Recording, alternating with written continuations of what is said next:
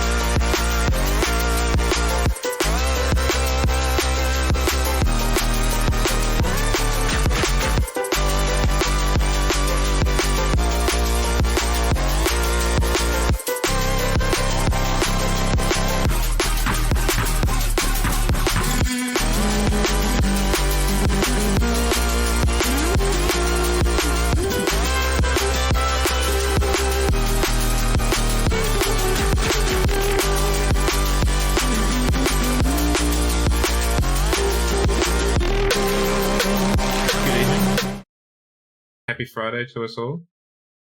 Welcome to the second and the last stream for the week, everyone. I hope we've all made it through the week relatively intact.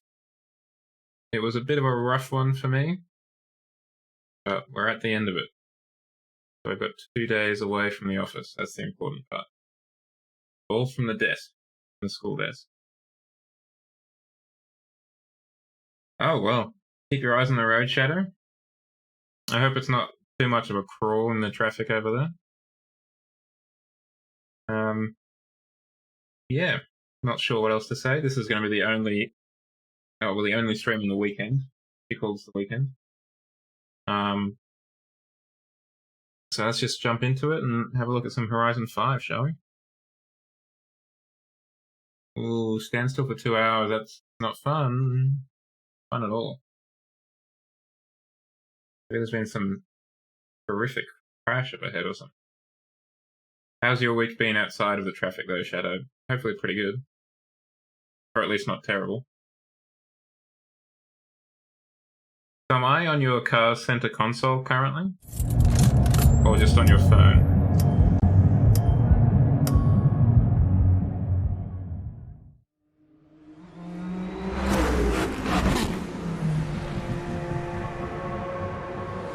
Wow, there you go. How exciting. My first time inside a Mercedes. No, I've been in a Mercedes once before. But probably not one as fast as that one. My first time inside an AMG, that's for sure.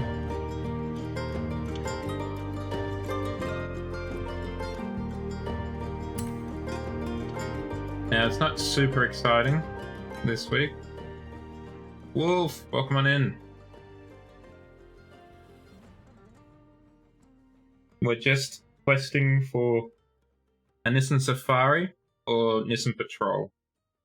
You know, not exactly the most exciting cars to be seeking out, but we will do it nonetheless. That's good to hear. That is good to hear.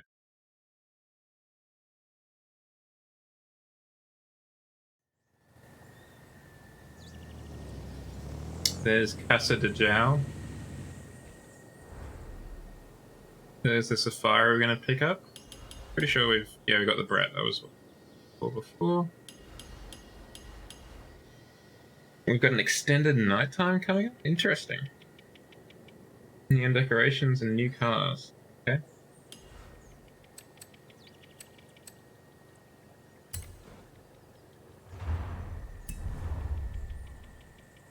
Quattro. So we've got Quattro trial. We've got some two event labs again. Nice, nice. That is going to be a nice change because it has felt a little bit short, to be honest. Not that I don't know actually. I think it'll be better. I don't know how much I'm going to notice it. Congratulations, Welcome Wolf. back, That's comrade. almost perfect.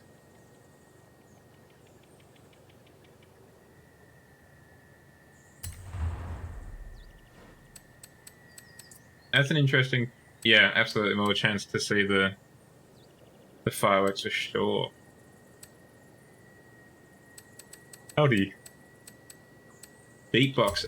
That is one I didn't even consider as an option.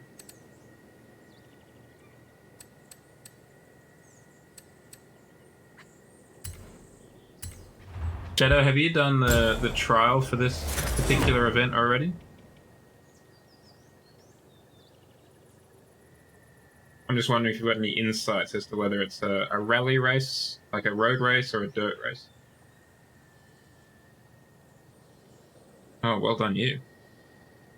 Street. Excellent. That will inform what we do to the car.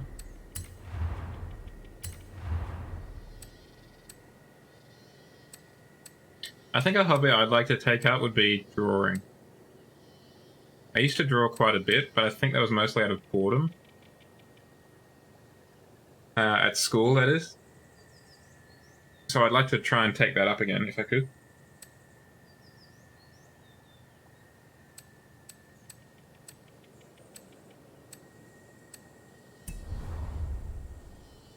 And what is a lutherer? Shadow, I do not recognize the word at all. Is it a leather worker or something?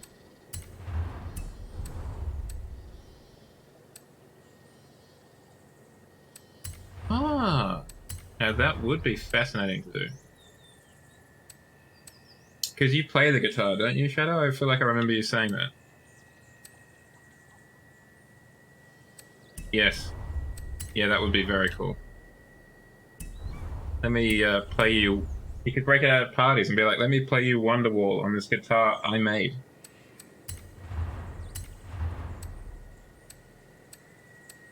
Because I assume that's basically the only song that most guitarists play. At parties, at least.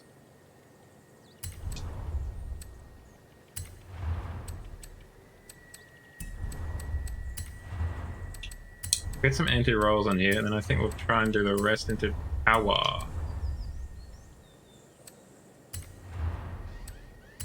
Well, the other thing that you could do is you could make one of those really cool double neck guitars. I don't know why you want double necks, but it sounds like a cool thing to have.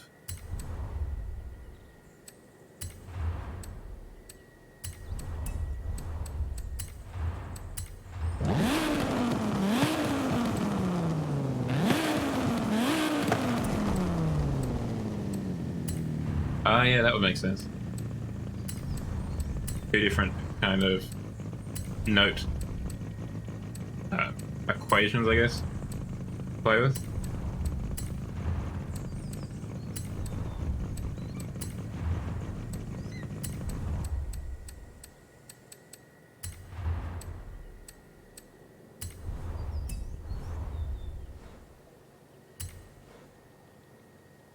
Okay, 300 kilowatts exactly. Slightly lighter. And slightly, very slightly better at turning, apparently.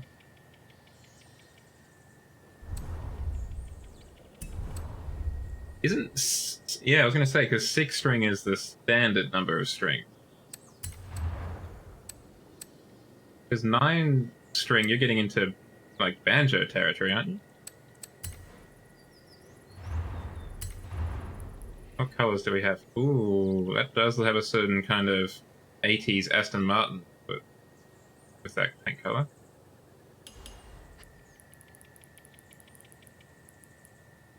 What about you, Wolf? Why did you want to have a look at beatboxing out of curiosity?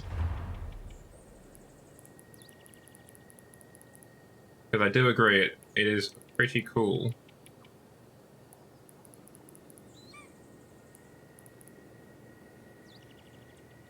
Banjos only have 4? I thought they had a lot more than that. You're not wrong. It is a very cool way of making music, particularly those people who do the loops. That's cool.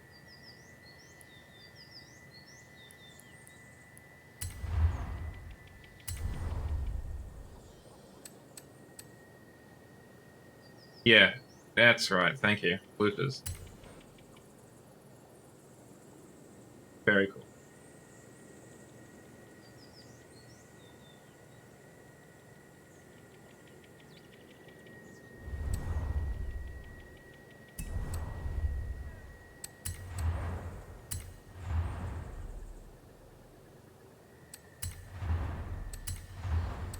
I mean, it's impressive to see them do it, right? Get something a bit more street. That's pretty cool. Do that. I'm gonna grind those. I'd grind those rims so much just parallel parking. Stick out too far.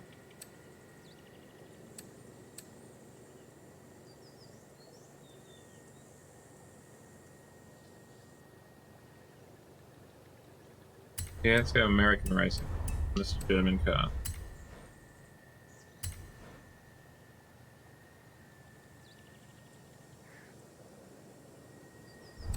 I don't know if it was when, like, it was first, I don't know, invented. I don't know if that's the right word, but I remember it being a very big deal back in, like, primary school, like, early 2000s. think. We are casting the mind back a fair way.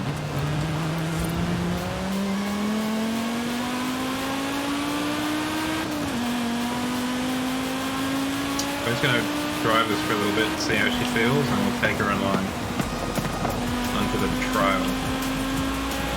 Oh, sick. I didn't even think about them having like competition. But yeah, that makes perfect sense.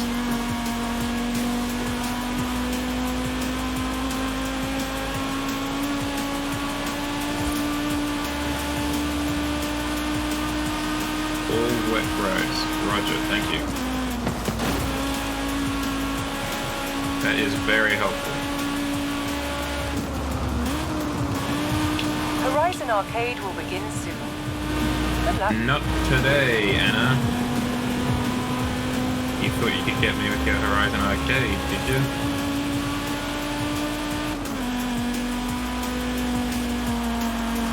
I think the handling's pretty alright.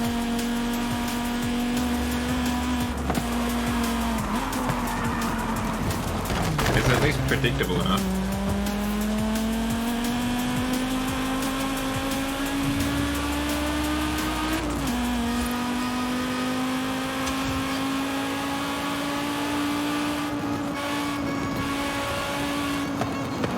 Out of curiosity, Shadow, I imagine this engine could sound pretty nice going through your surround sound system.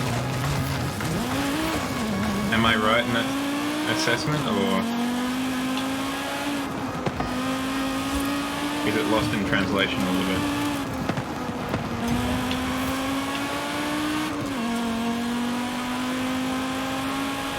Yeah, a straight 5 is a really cool engine.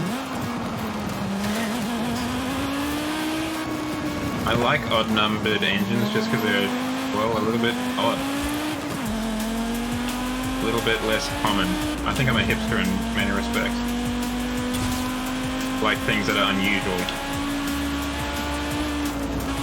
Which is part of the reason why I bought a Zoom, for example, when they weren't even released in Australia. Bought one off of eBay. Back when I first went to university and wanted something to listen to music with.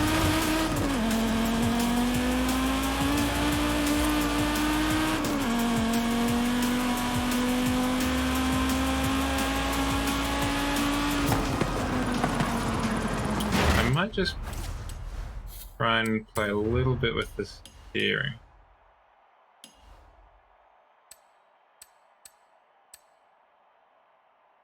I always have to check which toe I'm doing. We want toe out. Maybe a bit toe in the back? Just because I feel it a little bit understeering.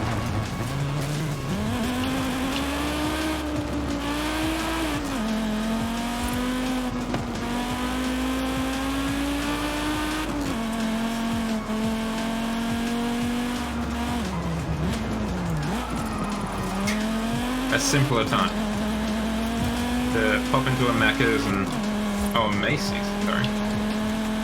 Pop into a car park and just show off your fat stereo.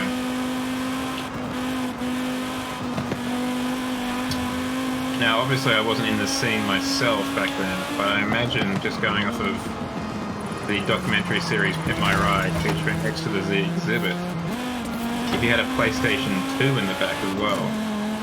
Oh boy, you'd be off to the races then.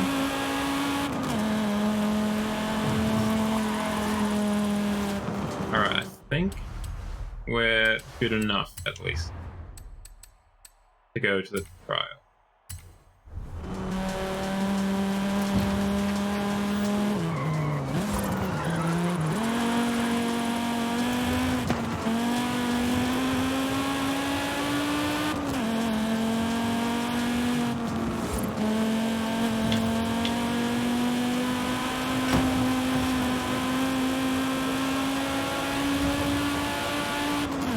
I've realized just now the engine that I will make if I become a car manufacturer in the next month or so. It's a W7. So it's 7 cylinders. Imagine a V4 They've got two banks of 2 cylinders at like 90 degrees or whatever. But then in the middle, you put an i3 and you connect them all in one crankshaft. The W7. Now, how's that for a weird engine?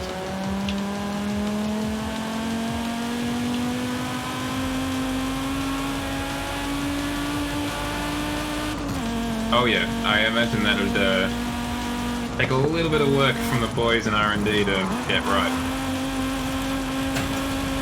And I also am dubious that it would have any benefits at all, apart from just being possibly the worst engine to work on in existence.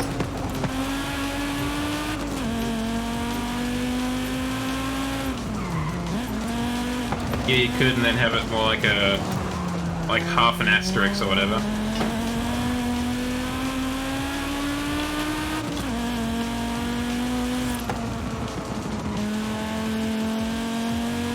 I think I'm partially basing it off of Mazda. At one point was going to try and compete with Infiniti and Acura and whatever, and Lexus, and release their own luxury car brand in the States. And they, I can't remember, it was like, you know, above the 6 series or whatever. And it was going to have a W12 where it was 3 banks of 4 cylinders, all connected to the one crankshaft in the middle.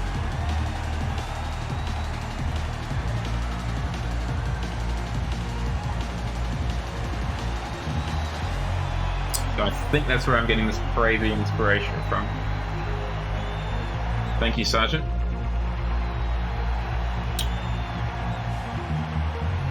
Everyone has customized their cars. Well done, us. Oh, that car's facing in completely the wrong direction. There's that one. And Dixon. This could be an awkward start. At least I'm facing the right way. Yeah.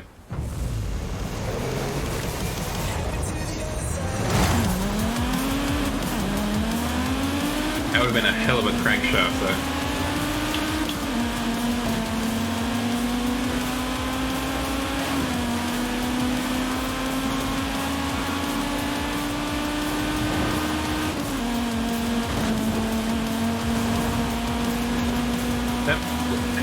Okay, hold on, I'll try and actually use my words here. Was that like an old, aeroplane engine or something? Because I can see that coming from like an old Sopwith Camel or, you know, Mosquito knockoff. Mosquito, Spitfire knockoff.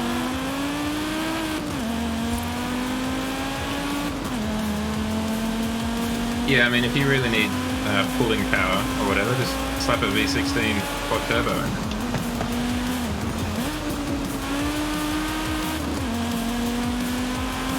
I want the cowards at Ford and... Ah, interesting. I want the cowards at Ford and Nissan and, you know, like this Ranger here. I want them to give me a straight 4, but with a turbo for each cylinder. A quad turbo, 4 cylinders. Just annihilate me with air pressure.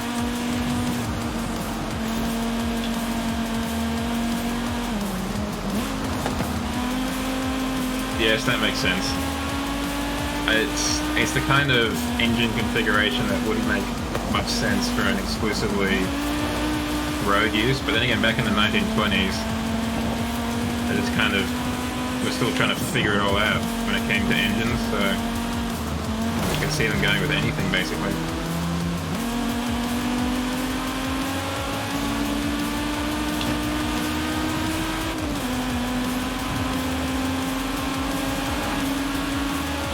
Must have had a hell of a carburetor.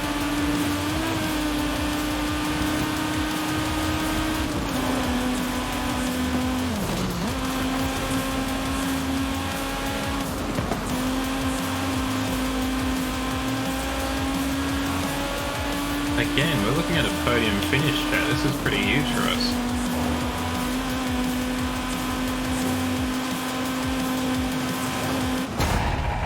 Not bad for the British Racing Queen.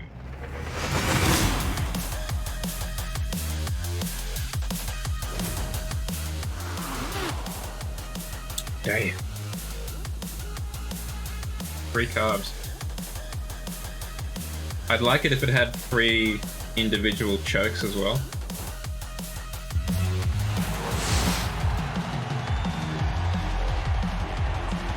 There I am, popping and locking.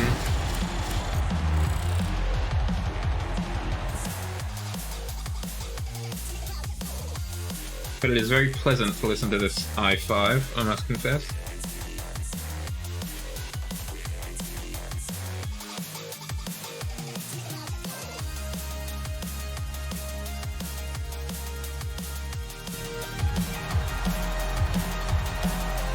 Like the IRL Group Bull. Oh yeah, of course, this is the homologation version, isn't it? Yeah. Yes, yeah. Sorry. Just back to your V16 quad turbo, there was a new dev report from the automation guys, and superchargers are on the way, which is exciting. Hopefully that means that, you know, other engines are on the way too, like diesels or electrics.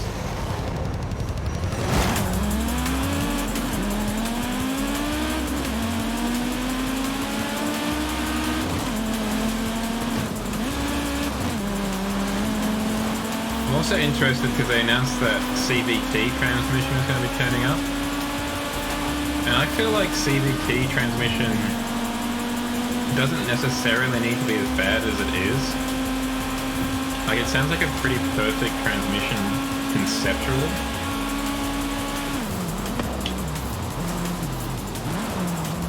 Well, ideally, the PowerFox engine could be both super and turbocharged. Like a Volkswagen. Oh! Excuse me, sorry about that.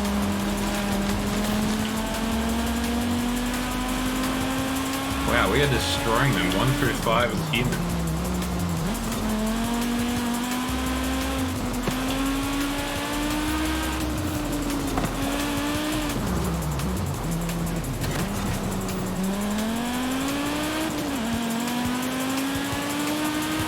Again, it's probably the hipster in me trying to get out. I'd love to do a kind of Mercedes thing and just supercharge everything instead of turbocharging everything.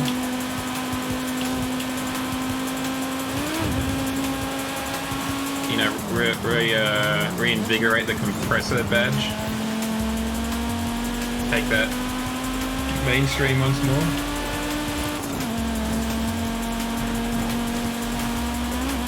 Obviously, I've never driven one myself, but I've always liked the idea of the 55 AMG. I'm not so sure, Wolf. I reckon we're more than halfway.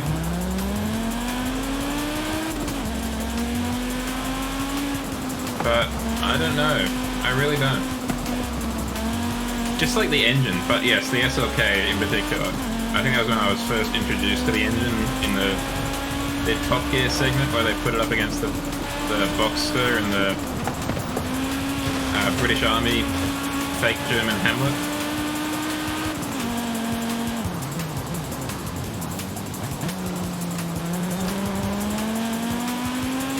I see a few of them here and there, because there's still a few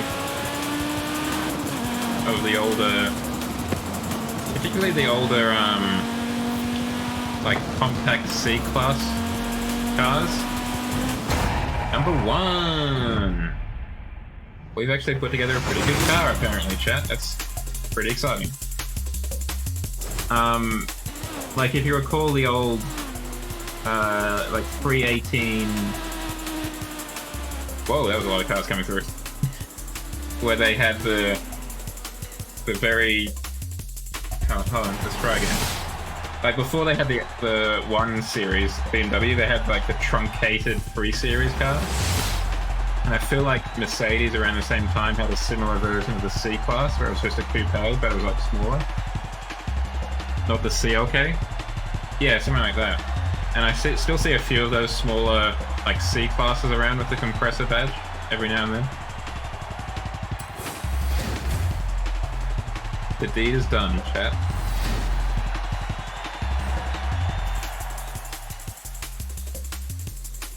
But I also feel like the supercharger gets a bit of a unfair shake. Like, it seems to have really fallen out of favor.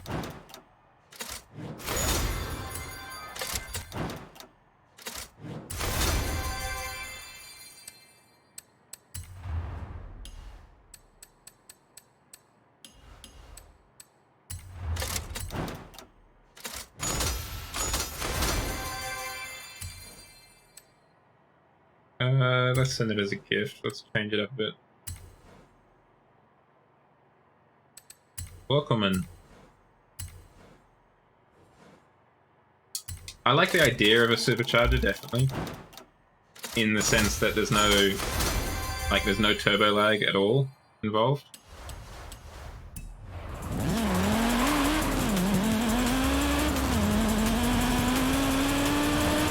I mean, I've heard there's a bit more of a parasitic load, just given the way that it gets it spools up off of the actual engine rather than just the exhaust. So there's a bit more of a parasitic load on it.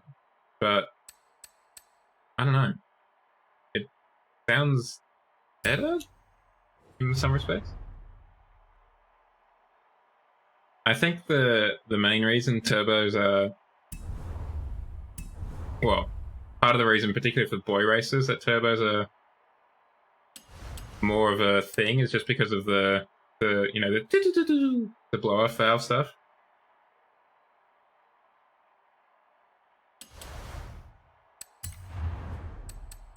Like you can tell when someone has a turbocharger a bit more than you can with a supercharger.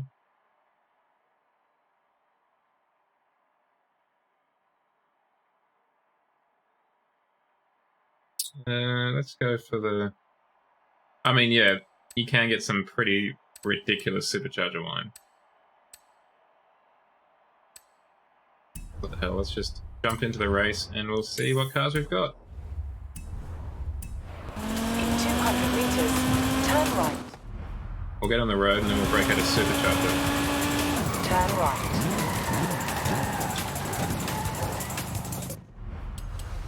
I don't know if the more contemporary Holden Monaro had one. I can't remember.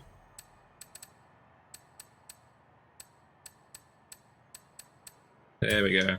This will get us some supercharger wine.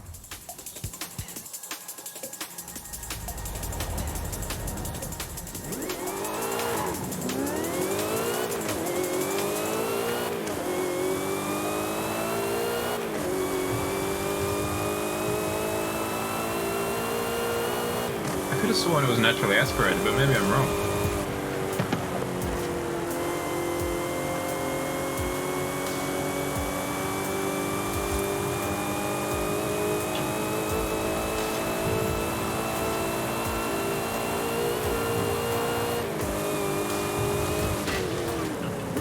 In 400 meters, turn right. Oh no, oh no. Too much supercharger. Not enough supercharger all of a sudden.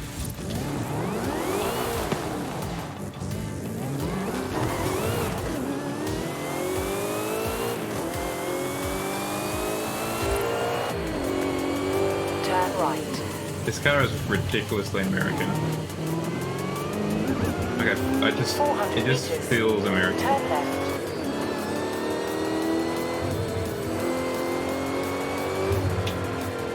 I think I like it better primarily because it's from that era of retro modernism. So it feels, well, it looks a lot more like the original GT.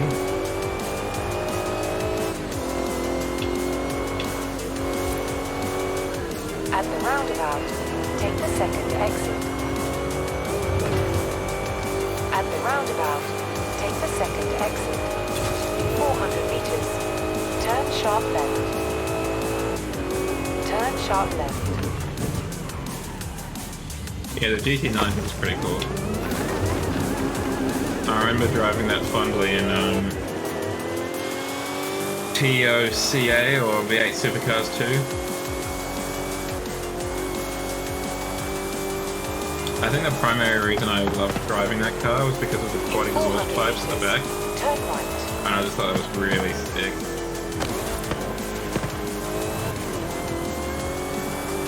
Turn right.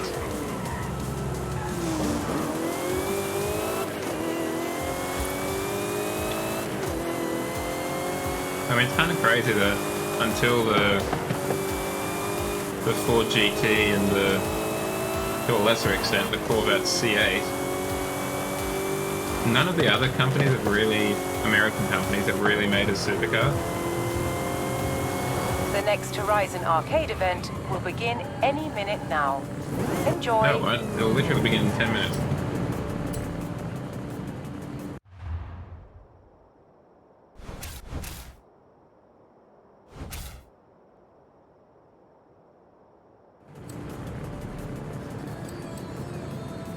Ah, here's one I prepared earlier. But we're going off-road, so we'll take the one with the dirt tires. Thank you, Sergeant. I think it's, from what I've heard, it's a nice car, but I don't know if it's necessarily a Corvette.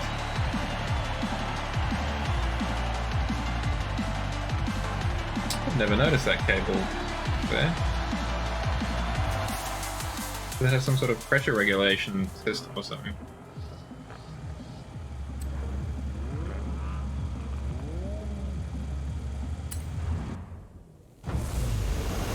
It would have been a lot more work, but it would have been interesting if they released both at the same time. A mid-engine version and a more traditional front-engine version.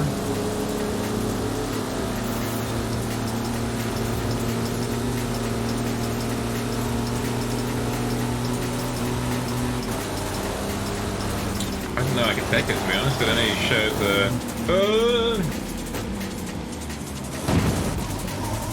It only showed the Rally Ranger, the two minis, and another car. Can't remember what it was. But it often does that, doesn't it? It shows you a sample of cars, but not necessarily all of the ones you could actually use. The Porsche, that was the other one. Yeah, maybe.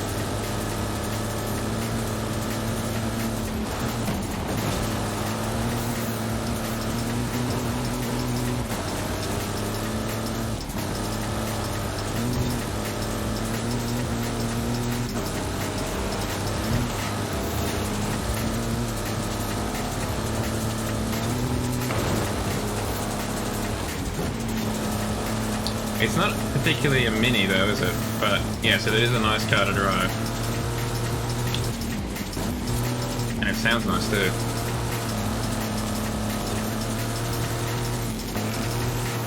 Deep and throaty.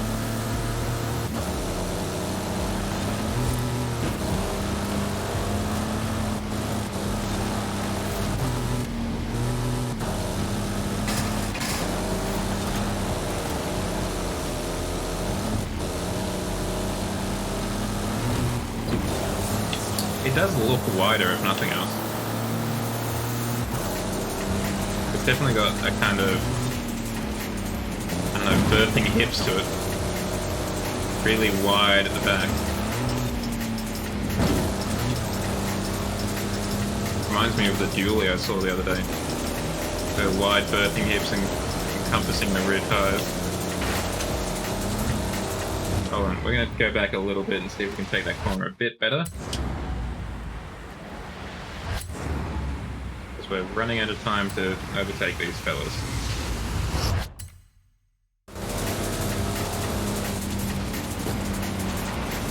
Nope. Let's try and actually get the flag this time.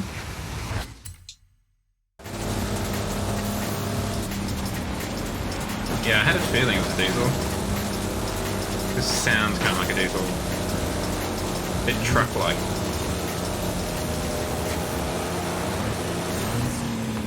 And also, if I paid attention to the tachometer, I could have figured that out too, actually.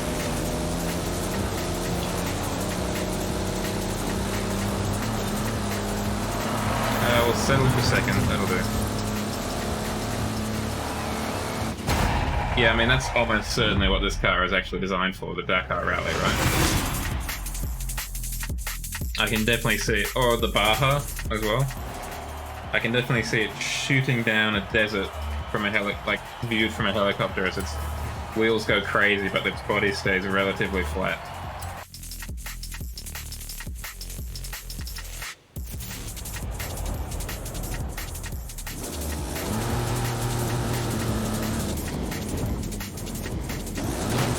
Oh! Well, that went well. Yeah, this is definitely a diesel. It's got like 1,000 Newton meters of torque. Oh yeah. Torquey boy. Oh, there's the next one. That's pretty close by. Turn around when it is safe to do so. In 400 meters, turn right. Did I do anything in terms of anti-roll bars?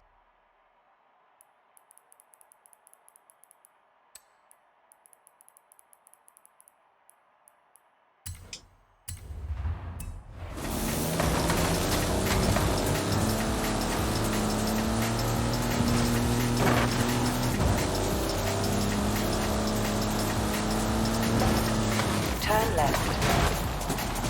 Damn.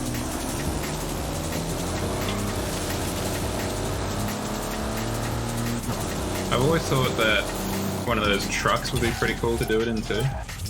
Those trucks seem pretty sick.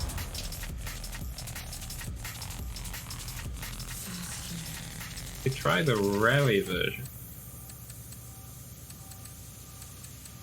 Try the other one. Yeah, the big Dakar trucks. They're kind of like the delivery ones.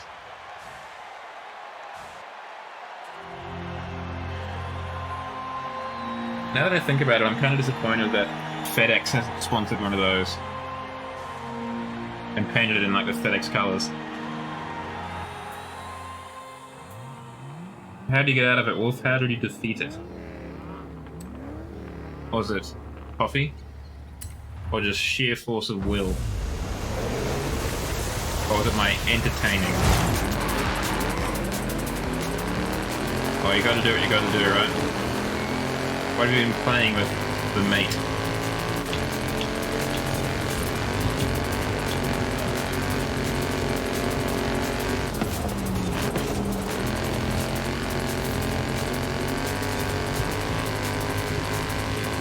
Oh, Valheim, yeah, that is a game I want to have a look at. Oh no.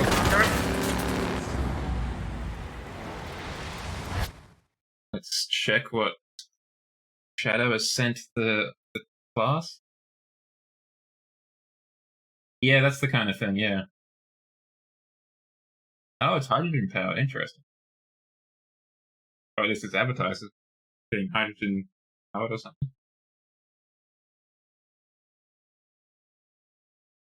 Again, being a hipster, I think that would be really interesting if it had two wheels at the front instead of the back. Okay, I made the same mistake again. Awesome, awesome.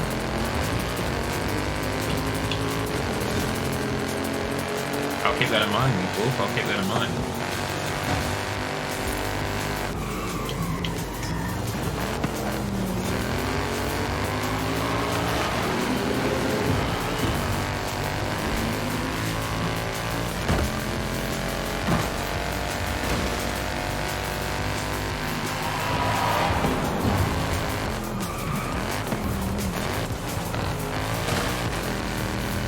There was a period of time where, I think it was on a Sunday over here, one of our TV channels would have some like WRC highlights on the television, and yeah, very impressive driving.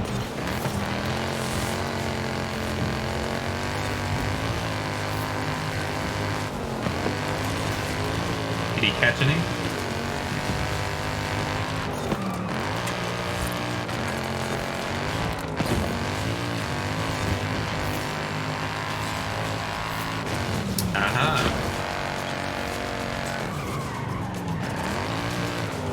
As they go into the awful tunnels.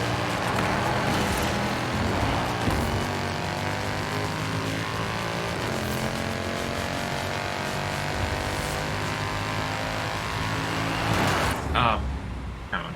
I looked away. I do not want to run into the back of him and give him a boost. I did it again. I looked away again.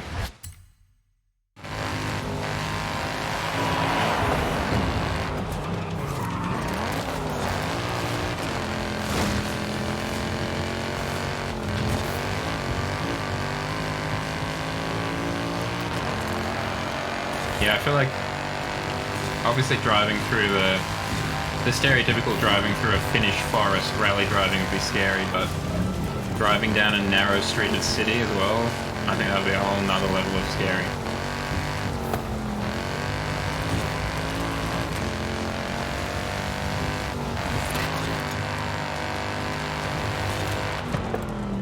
Yeah. Originally designed for maybe 2 donkeys to pass each other if you're lucky.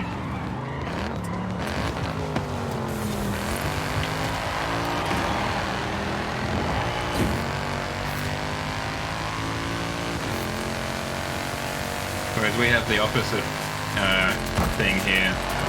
A lot of the streets in our country towns are designed for like bullock trains to turn around in large, like 6 bull long wagon things.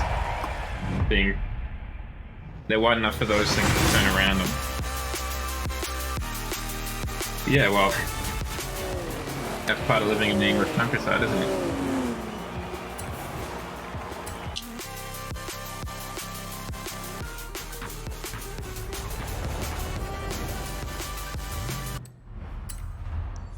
And on to the last one.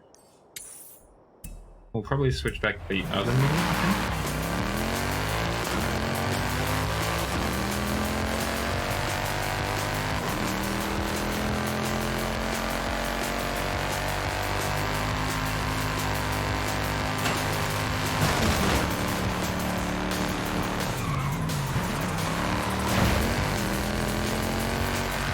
In 400 meters, turn right.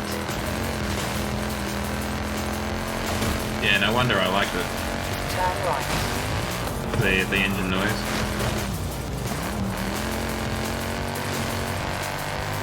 Mercedes, even if it's maybe not what it sounds like IRL, this engine noise is quite nice.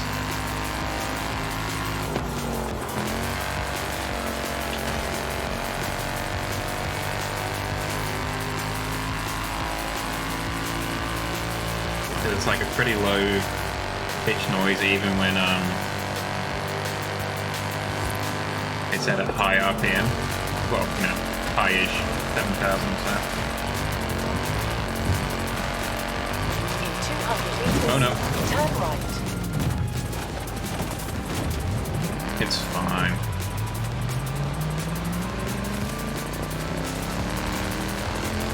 Turn right.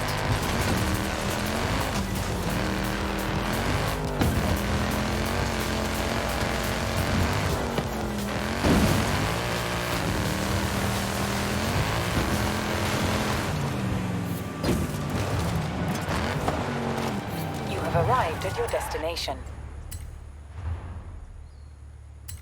Let's jump into it. Let's see if I make a bad decision using this car.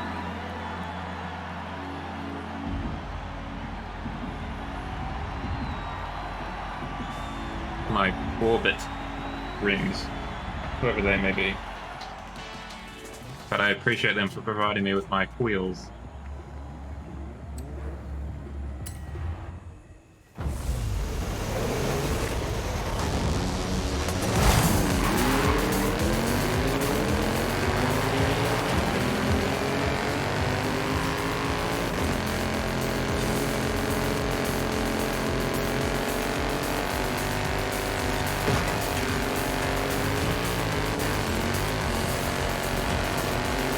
Excuse me.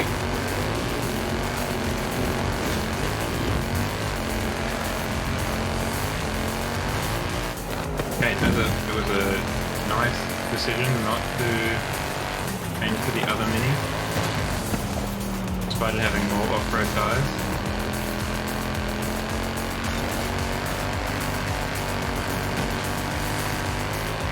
This one is a wee bit faster.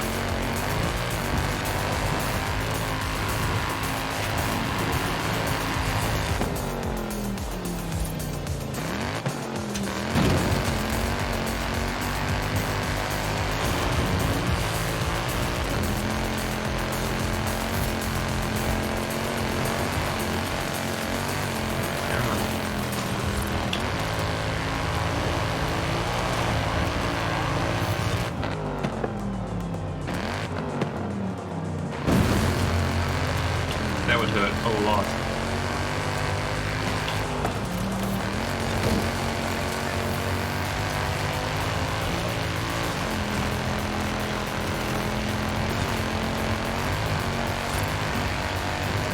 Yeah, now off to the chiropractor. Also, you are approximately 5 inches shorter than you were before.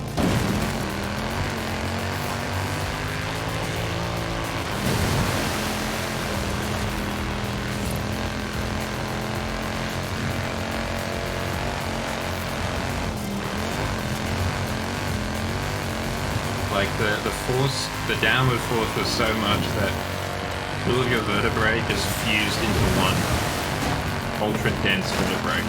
Such was the downward force. Thank you, Sergeant.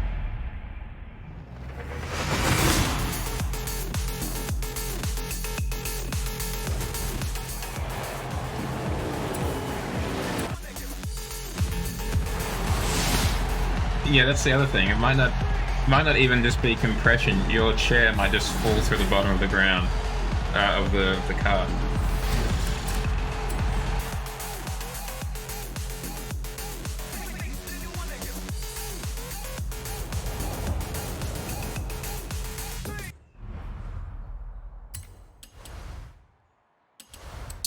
Keep jumping over there when I just go over here.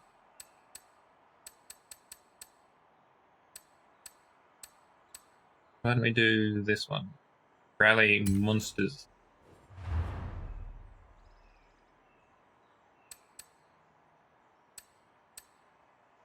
A fine selection of vehicles we could use.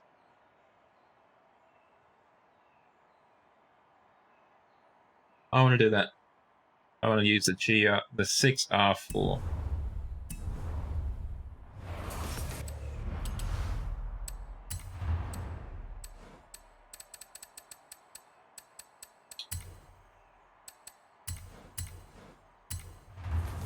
Yep. Well, that's the true rally, Group B rally experience, right? You need the twitchiest car possible with the biggest engine possible. Then you've got a Group B rally car.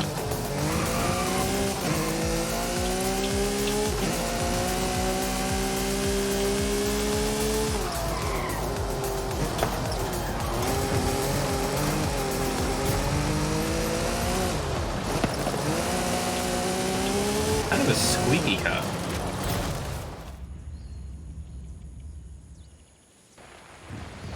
Got that British Leyland build quality.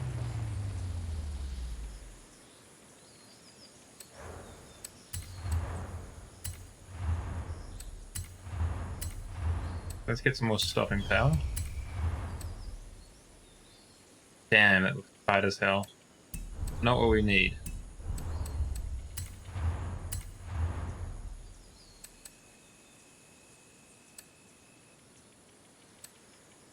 Let's go rally tires. Let's go the thickness.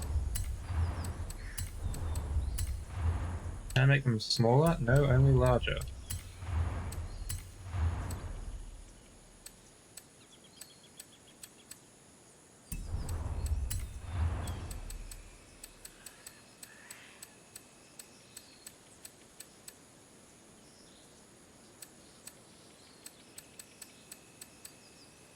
Feels kind of rally adjacent.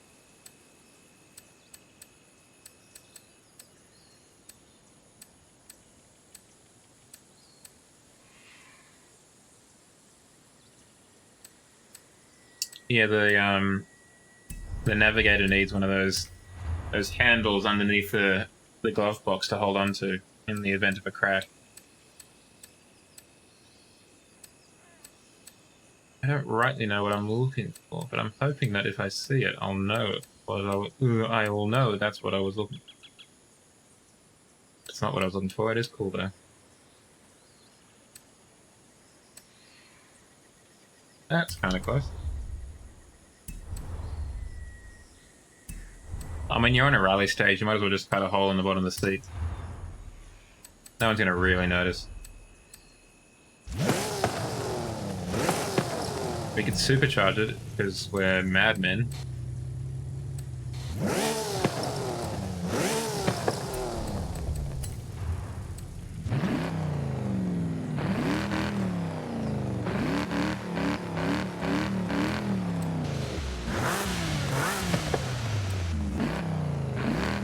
A V8 would be kind of poggers. The chance of me regretting this decision, not insignificant.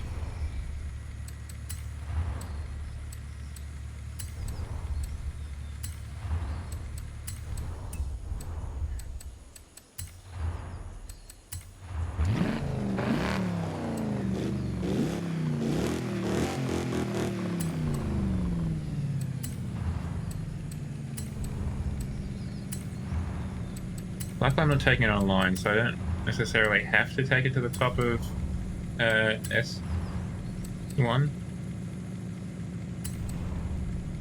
Yeah.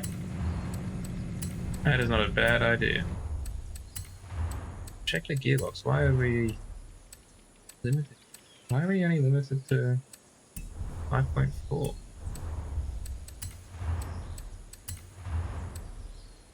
Oh wow, 5.5, huge.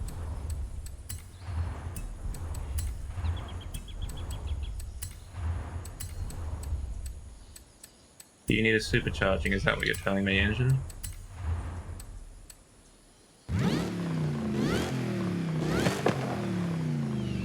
That doesn't even do anything. Yeah.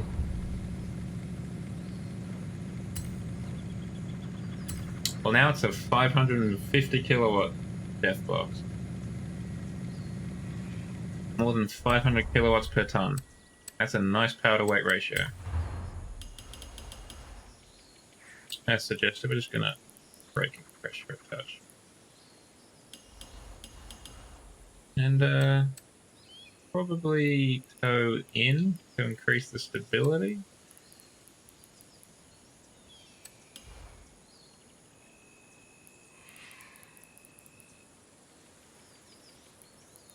See if we can increase the top speed.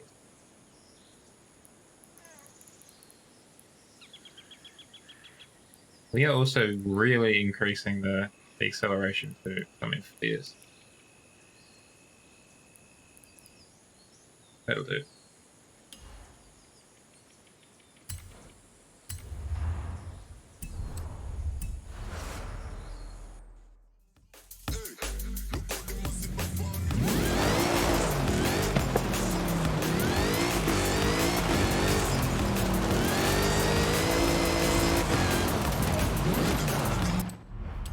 Okay, let's find this event. Got Gauntlet. Gauntlet these nuts. Got him.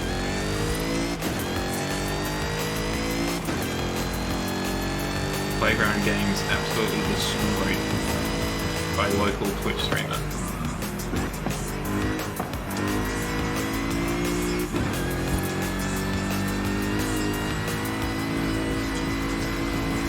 I feel like this should have been approximately 10 times louder. Driving interior. Oh, I looked away.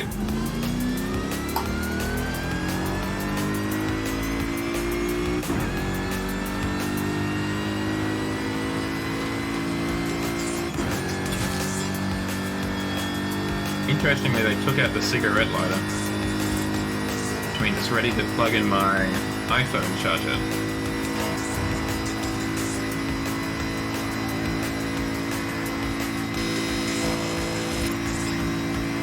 That's an interesting place for the hazard light button on top of the steering wheel column. It makes sense, I guess.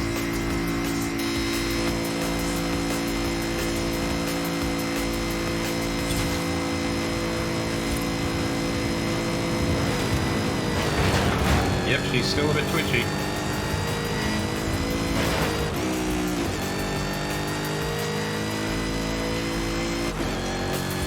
Makes sense. It's, you know, right in front of you and if you have a really bad car accident, your head will knock it on when you run into the steering wheel, so it works well.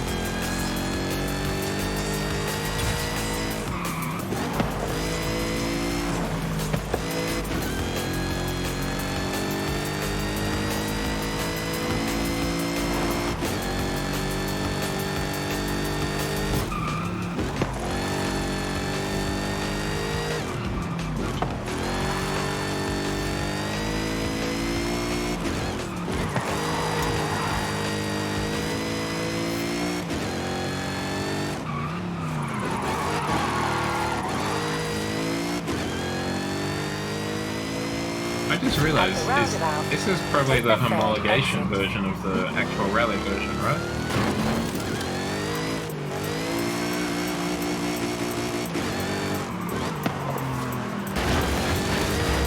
Yeah, that's a good idea, actually.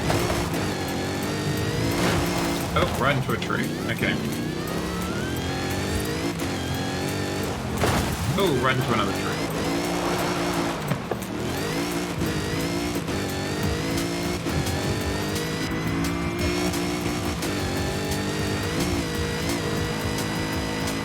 I should just make sure we've got our ride height at the absolute next.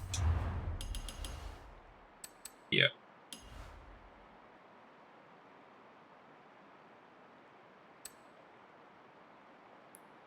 Just reduce the difference this a touch.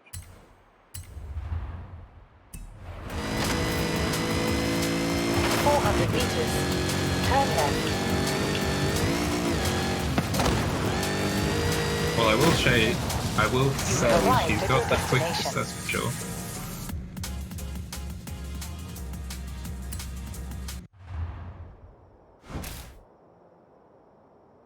Time to gauntlet.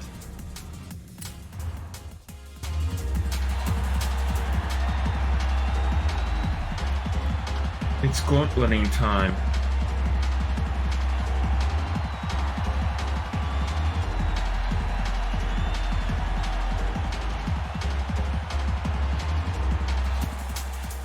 Yeah, everyone, make sure you've got a drink, some snacks perhaps.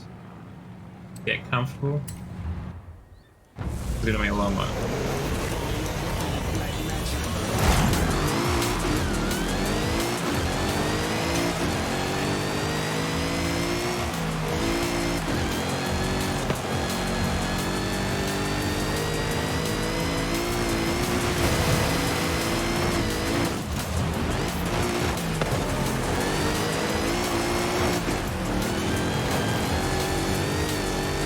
Yeah, it's a bit of a bummer.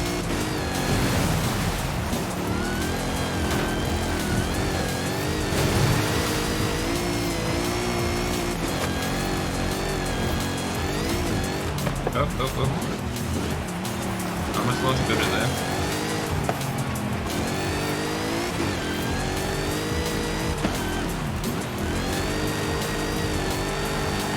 Yeah, unfortunately this one's probably going to take a lot of concentration, chat, so I'm going to be a little bit focused.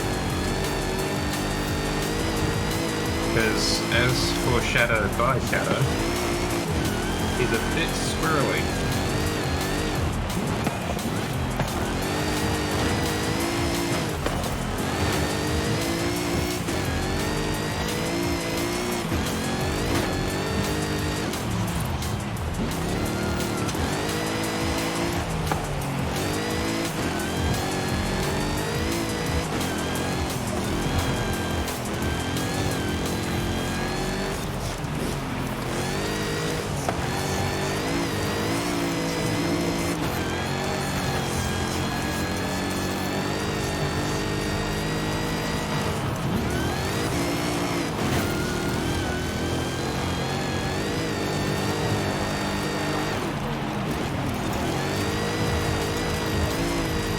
Back here, Ace of Spades.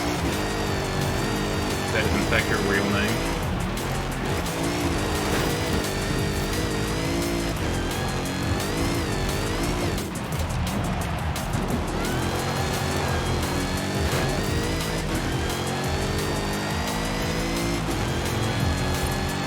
Oh, I'm glad we went for rally time, given that we're back on the road.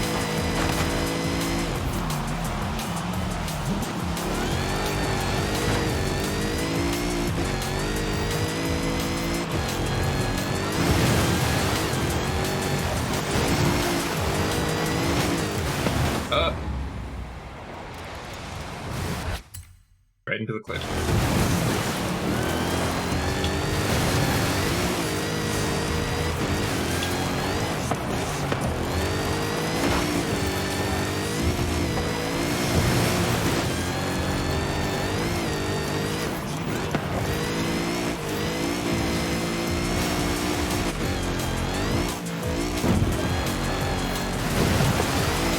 Thank you, Sergeant.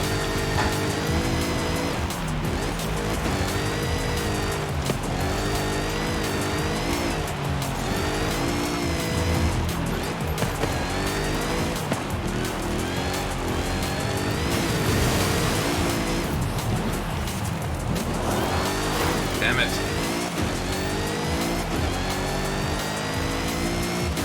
There was plenty of race left to race.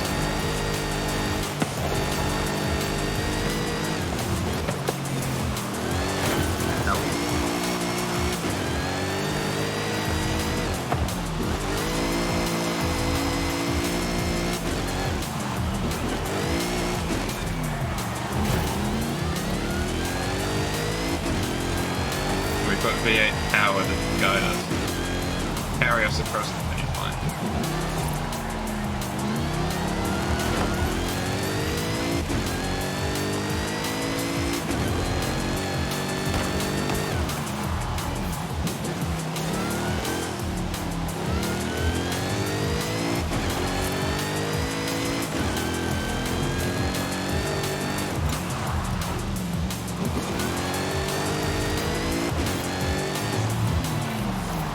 Oh yeah, that'll be fun.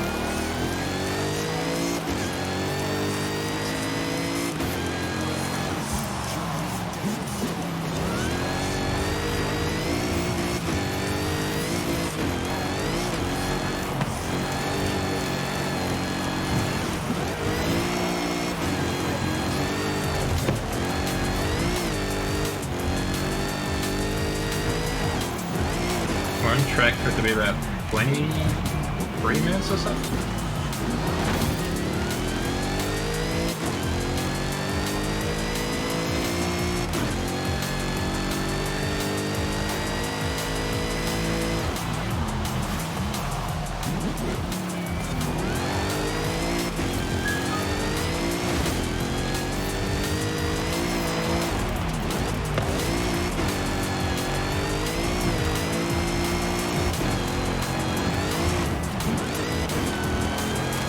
Did anyone pick up anything exciting in the recent Steam sale? Gonna have a bit more of a look tonight, but finished at some point. Probably this morning for me.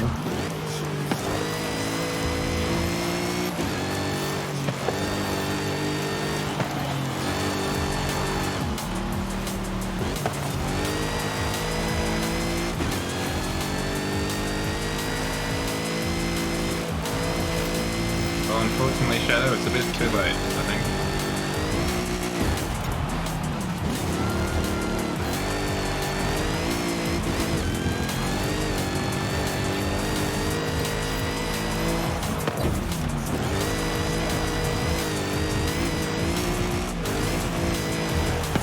Yeah. I'm not going to complain too much that I couldn't spend money.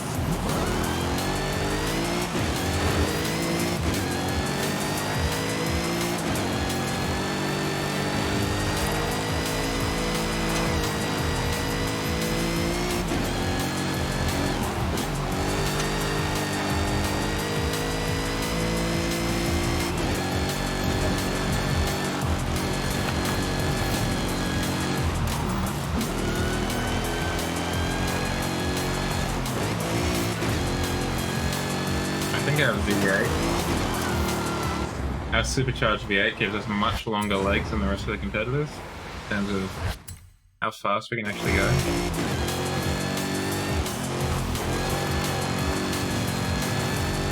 Given a nicer straight.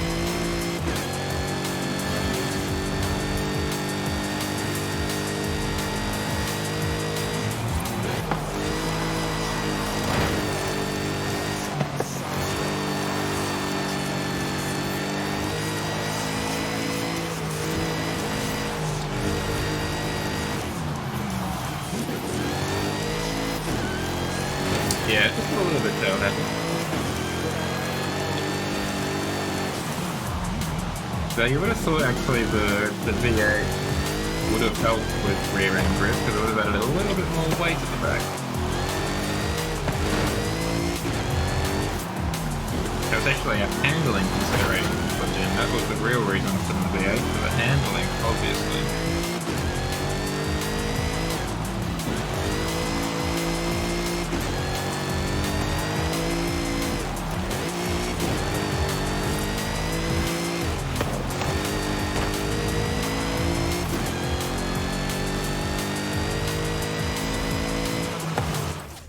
For some reason, Windows Explorer just popped up on my desktop.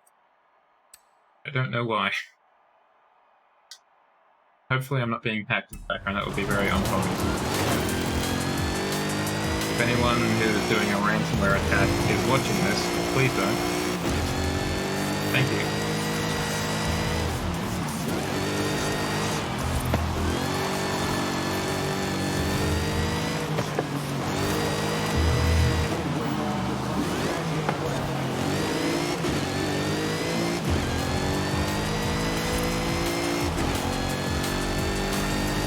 We still have a long way.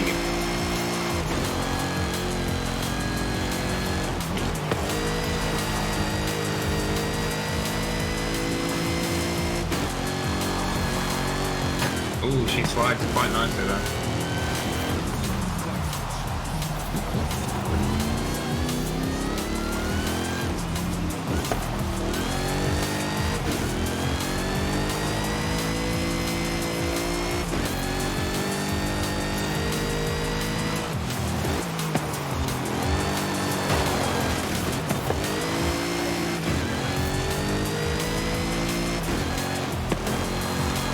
Yeah. I mean, this car is not looking too great.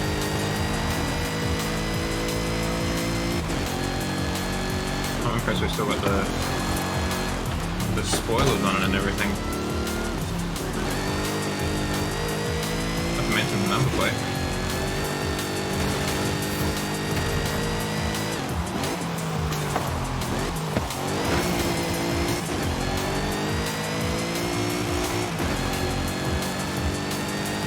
Puma.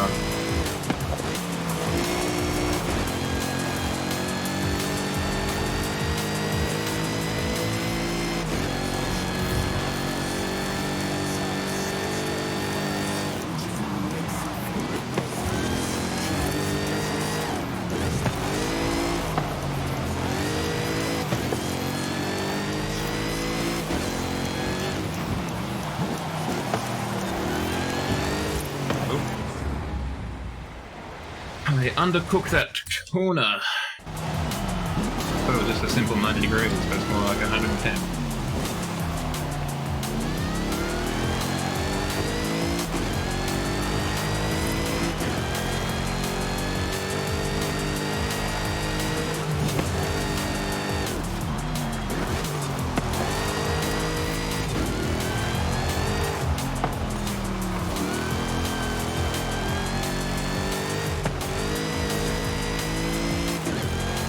Pretty fun car to drive, Jack.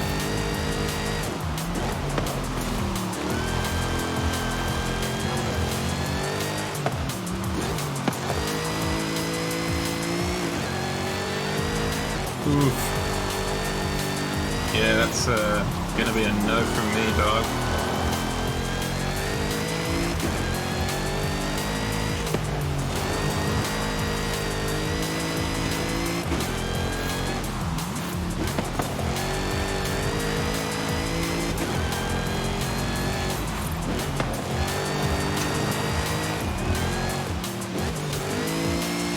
I'd much rather buy like the Clio V6.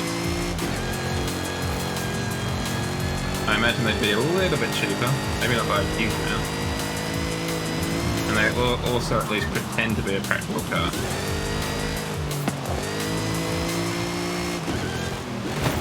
As long as you ignore the atrocious turning circle.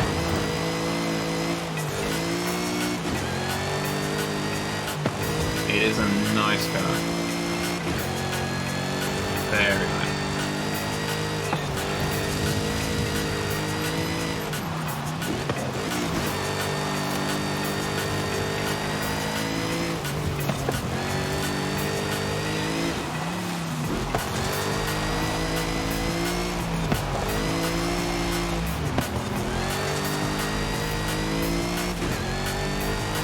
ironically, it harks back to an older period of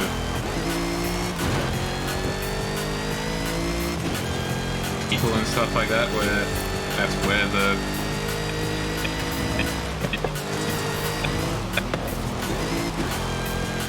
compact cars perhaps are more accurate than hatchbacks.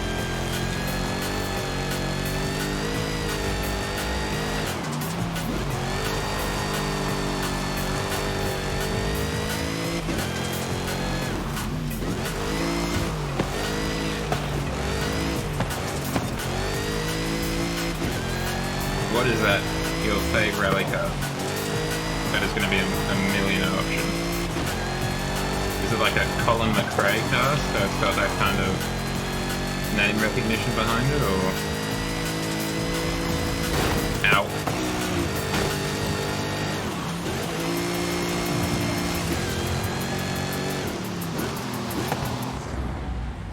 We can take that corner a little bit better, chat. And watch as I do that. Oh yeah, of course, I'll Lancia Delta.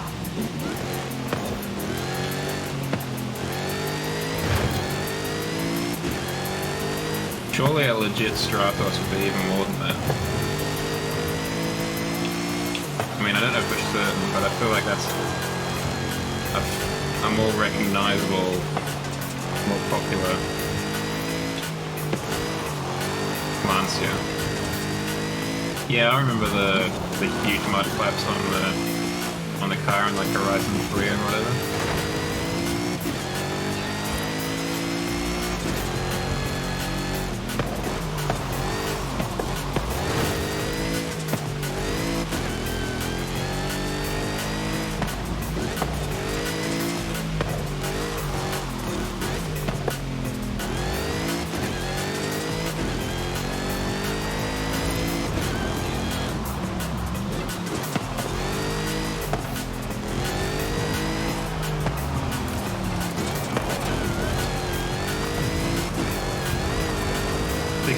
Guys, nice. Get excited.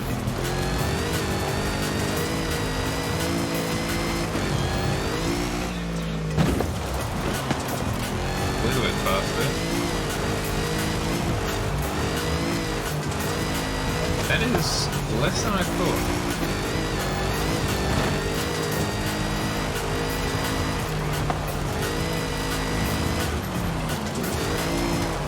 I kind of figured that they're recognizable, and they'd be old enough that people who have, you know, are old enough to have accumulated substantial wealth would want to buy one, because that was the car they had on their walls as a child or whatever.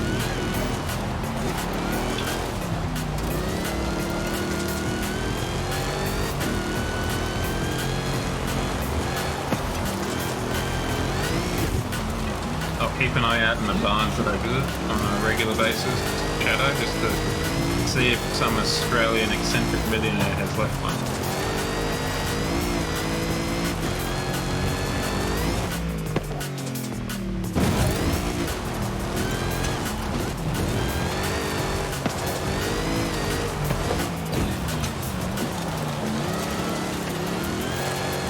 Oh, someone's on the map apparently. Catching up.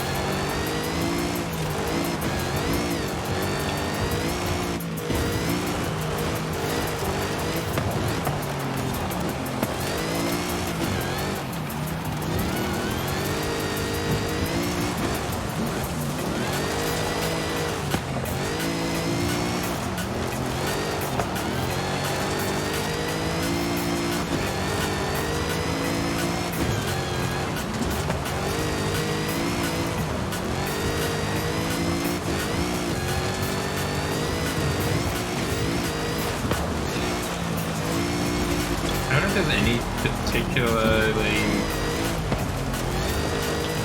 I don't know if there's any car that I particularly want to go for that's that old necessarily.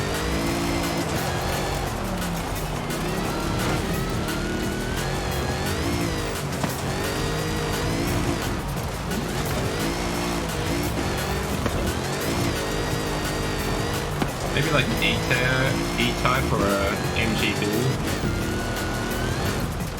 particularly an MGB twin cam, the one that my father thought he was buying, but wasn't in the end, unfortunately. I like the look of them, don't get me wrong. I really like the look of them and the aesthetics of it, but I'm not as big a fan of the old-timey, you know, safeties and engines and what have you. Big fan of the old-timey engine notes out of like the E-Type and what have you. But if I could have that somehow and also direct injection, I'd be laughing. Like the Eagle Roadster in this game, that's the kind of car I'd like to have. Modern car, but in an old body.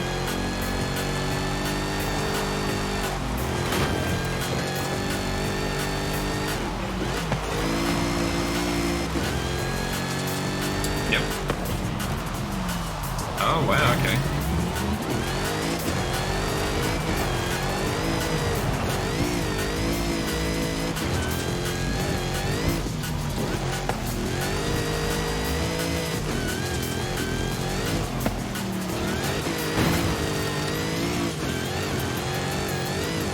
I think I just like the mod puns a bit too much, you know? I like disc brake, ABS.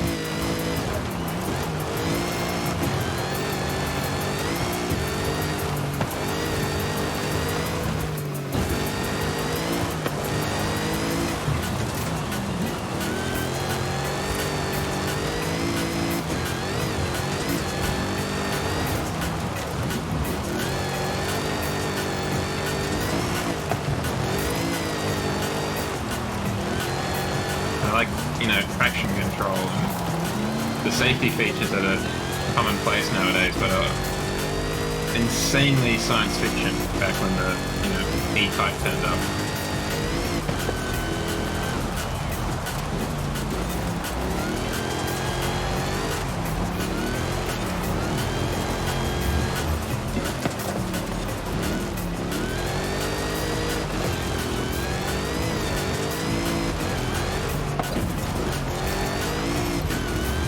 I'd also want, if I ever got that kind of car, I'd need to have some sort of in like dash screen or some sort, just so I wouldn't have to have my phone, like say I'm going somewhere I've never been before, wouldn't want to have my phone up on the windshield showing me where the GPS is going. Yeah, that too, like seatbelts. It just doesn't feel right getting in the car and not putting on seatbelts. Even just to think about it.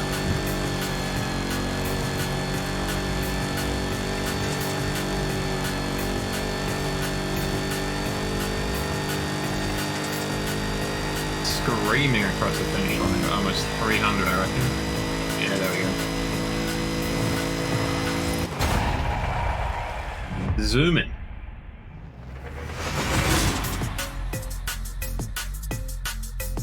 Are you going to put them in, Shadow, or are you just going to accept that fact out of curiosity? Oh, they all ran into each other. Oops.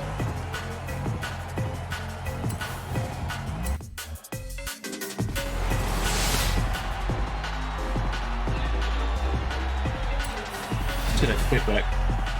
But I didn't actually look at how long it took me to do that. Foolishly.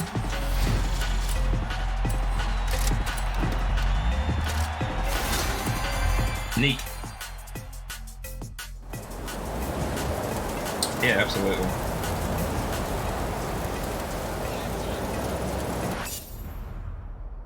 And while the car's irreplaceable, so are you, so there's no sense in losing two irreplaceable things at the same time. If you can avoid it.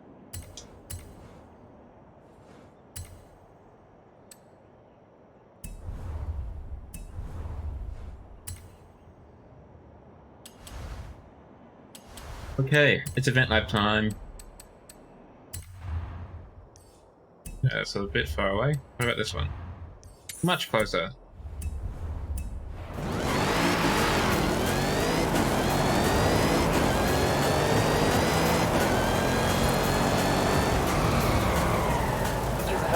entered your destination.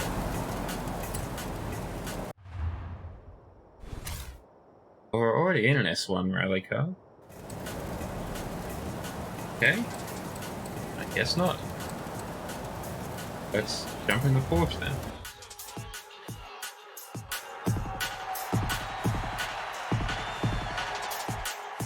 Right, the Porsche isn't terrible.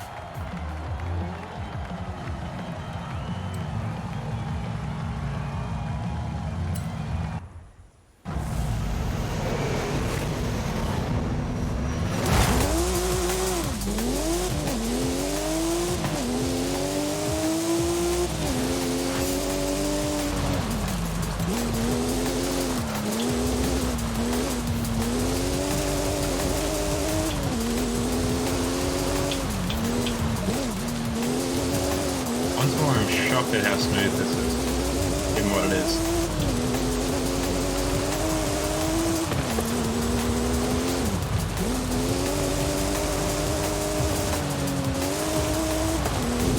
Weather.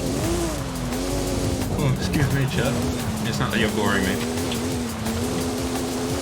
The week is just catching up with me.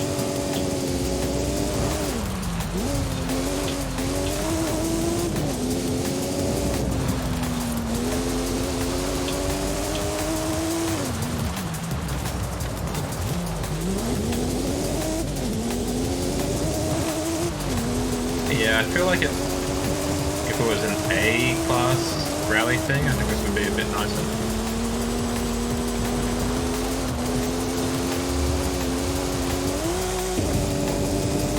That was really smooth, that transition from all to zoom. Yeah, absolutely, I think you're right. I am not hating it in this car, though. Ow. Ignore that. And that terrible gear change too.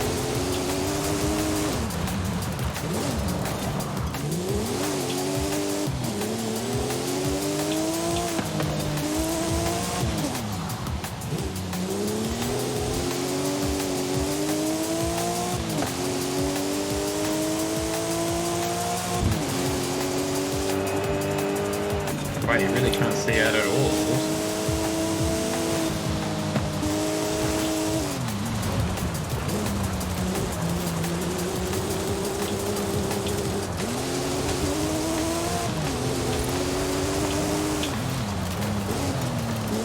Clever.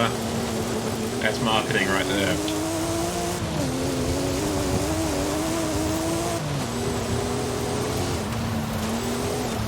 Big traffic jam.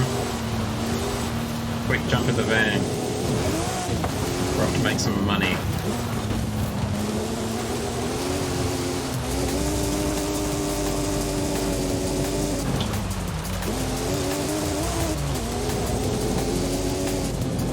Ooh, that does sound nice. Then again, I'm more of a cinnamon donut person. I don't think I've ever actually had a jam donut.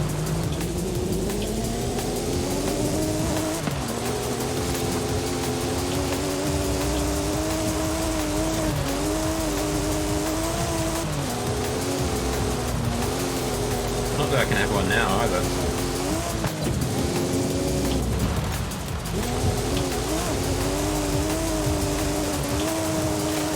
Gluten-free donuts are particularly hard to come by, unfortunately.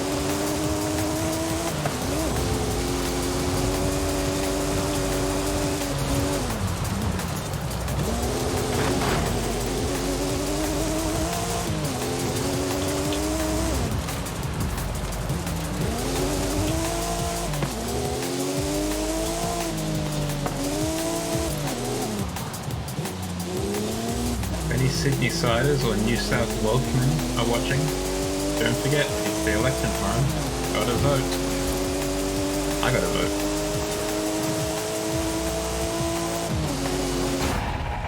If I was sensible, which apparently I'm not, I would have done it in the past at one of the pre-polling places.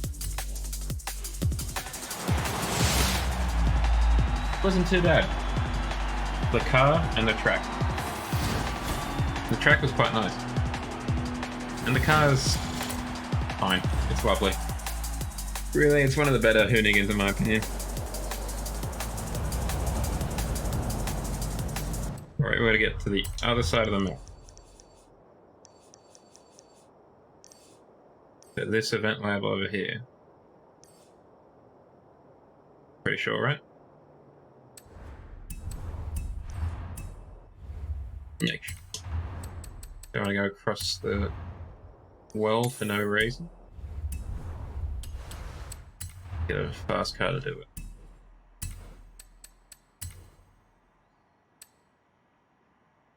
Those are the fastest cars we have. Let's go for less. So, still just.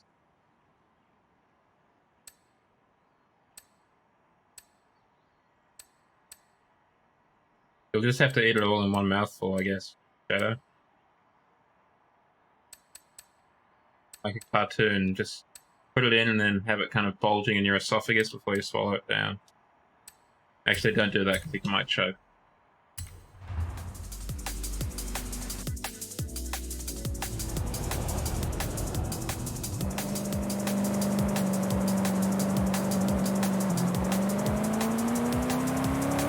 Which is absolutely one of the coolest cars to come out in like the last 10 years.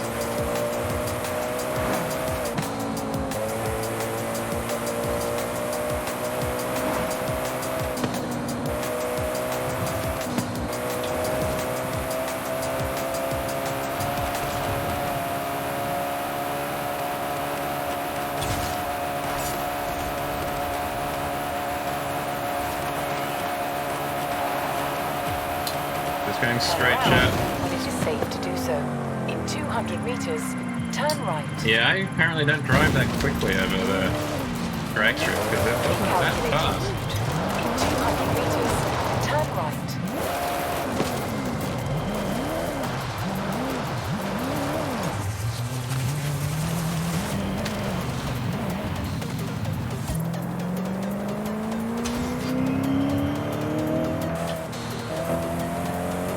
It's just technically such a cool car.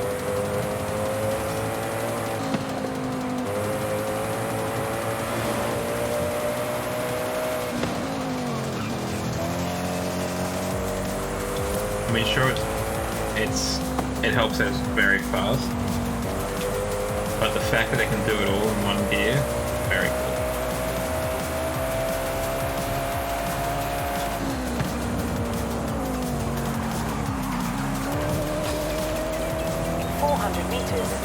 Turn left. Turn left.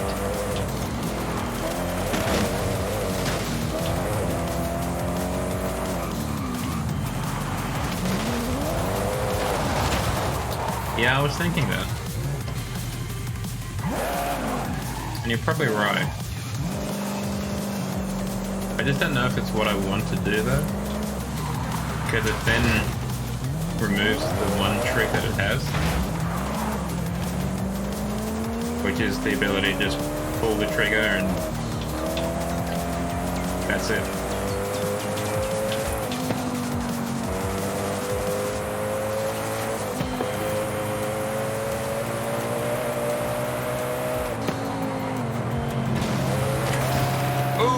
Okay. Don't rightly know what happened there.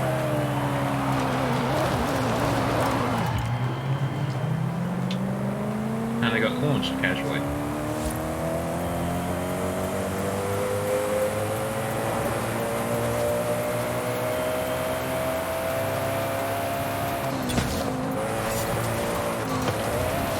Hey, we're getting TVs left and right.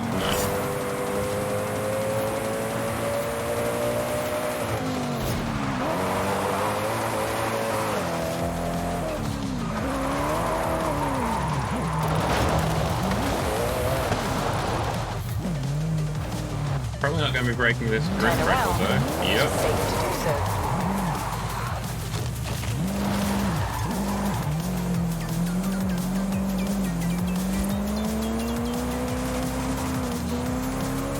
I mean, look at 2,000 Newton meters of torque.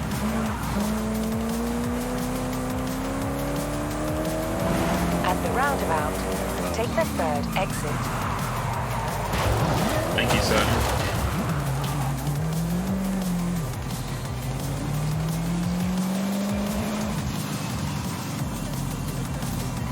Round we go.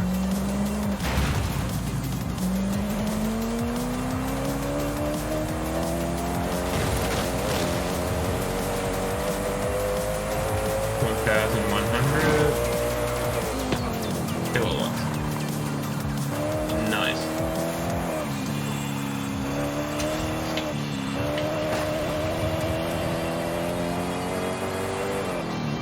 I feel like it's such a Koenigsegg thing to do to release this kind of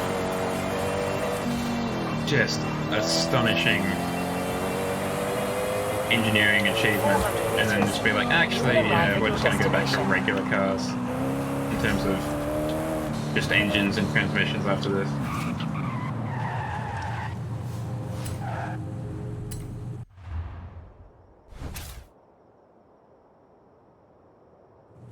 Like, I feel like there's definitely a world where they just decided to do that.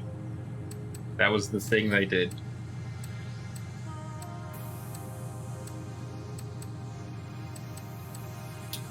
We keep jumping that one, that one, that one, that one. We got a lot of Mitsubishis jumping. This one's got off-road tires, and I think that'll be useful.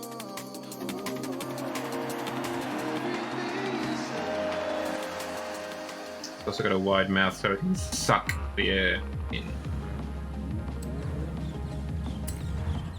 How's the jam donut, Shadow?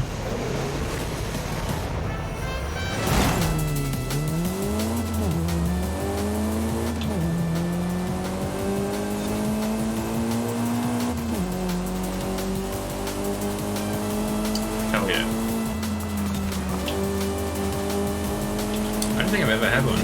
A jam donut, that is. I've only had the more traditional ring-style donuts as far as I know.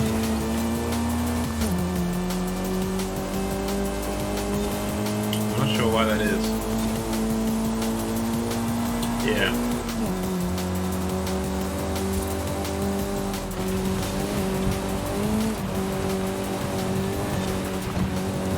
Oh, that's very civilized, putting a bridge there.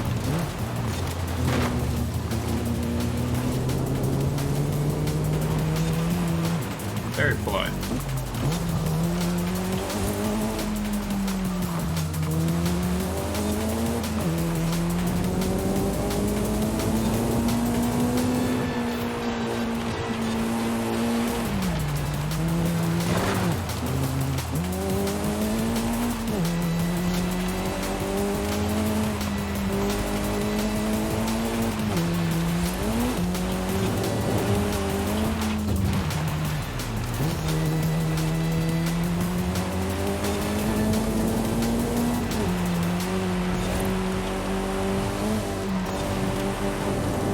The election, as I was saying, the state election is on tomorrow, and frankly I don't quite know what to do.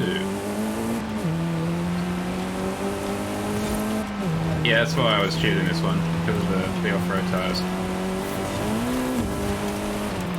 Normally I'm pretty clear on who I want to vote for, at least who I don't want to vote for. And that's still the case in some respects. There's some... there's at least one party that smells a little bit fascist by the name of it, but that's probably a no for me. Otherwise it's not as clear-cut as it normally is.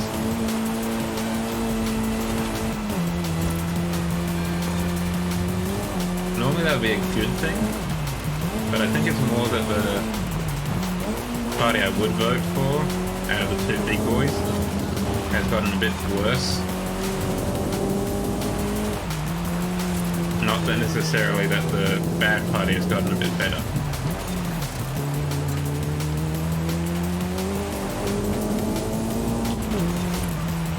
I am a huge fan of them adding bridges to this. This is fantastic.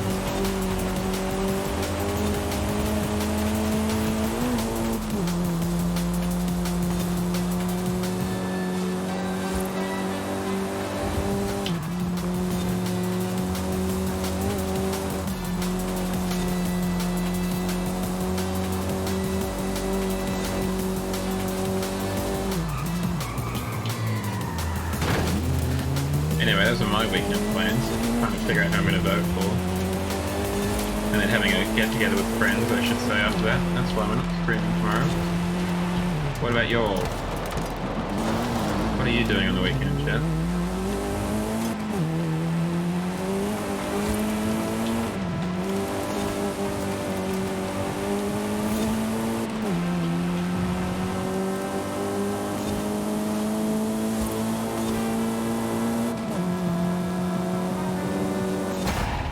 Again, that was very nice. That was a nice course. I enjoyed that. Ow. Oh, nice. For any particular reason, or just for the hell of it?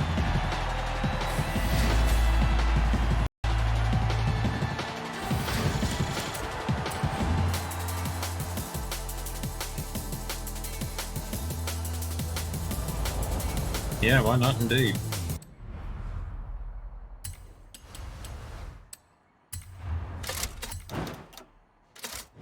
Nice.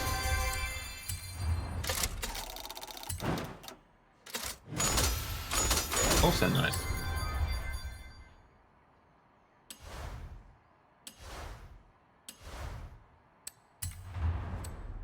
We should probably look at this Nissan Safari that we've unlocked, huh? See what that deal is.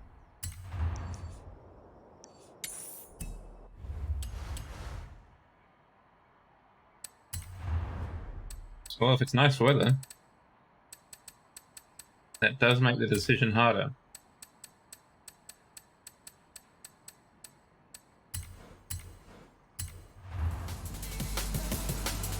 Because if it was terrible, then obviously you'd choose the car, right?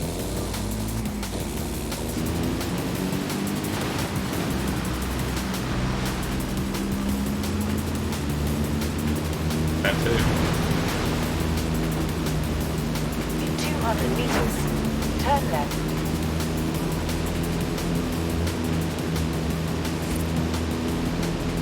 Turn left.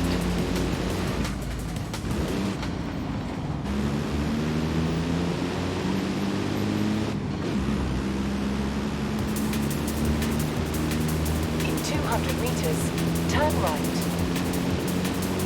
Yes, very pleasant. Turn right. In 400 meters, I just find it turn weird when the Japanese cars in this game are left-hand drive.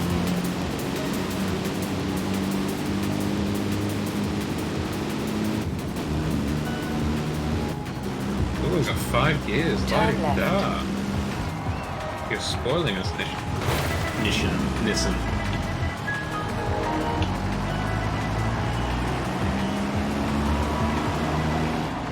You have arrived He's chasing me at your down. destination. Quick, get in the garage. Well, we need some more beans in this bad boy. Told us. We can get the weirdest spoiler in the world. But I think that makes more sense. You can... Did you guys lose the patrol?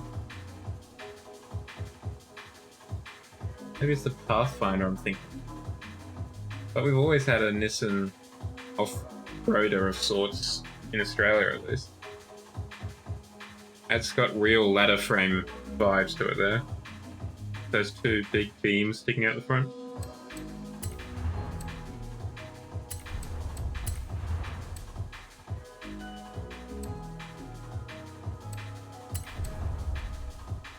Let's do that. Now, I've heard there's a ludicrous amount of engine swaps. So you get a V8 diesel, a regular petrol V8.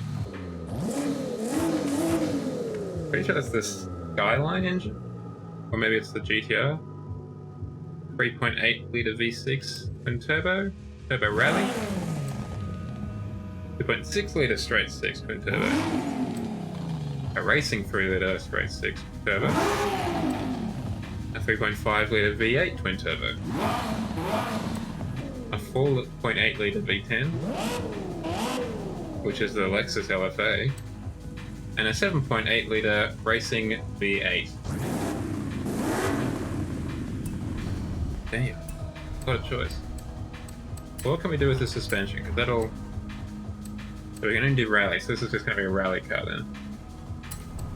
Vroom indeed, Wolf. Vroom indeed. But we can do a lot of other tyres though. Let's check out this Nismo Patrol. Oof. That's a little bit rough. Welcome back, we're glad to have you back, Wolf.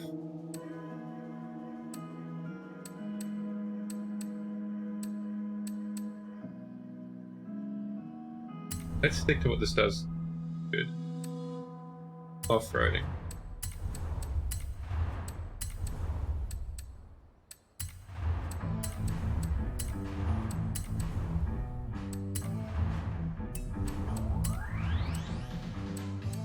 Is that 29-inch wheels? No. Let's not be silly about it. We will need some carbon ceramics though. And that rally suspension. And we'll definitely need those roll bars. Oh, and I don't mind if I do have that. Reduce the weight a little bit more. Now, do we want to engine swap it though? I think we can do a little bit better than what we've got. Than 81 kilowatts. You can just go for the 5 litre V8 twin 5 litre V8 diesel.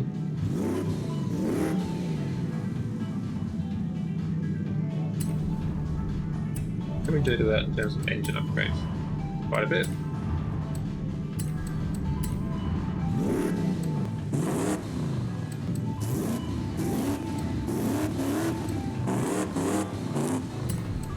Sounds good. That's a hell of a turbo spike on that torque.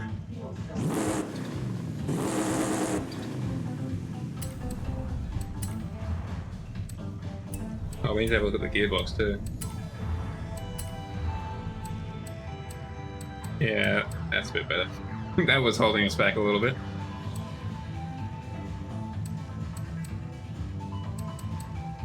Go sports transmission.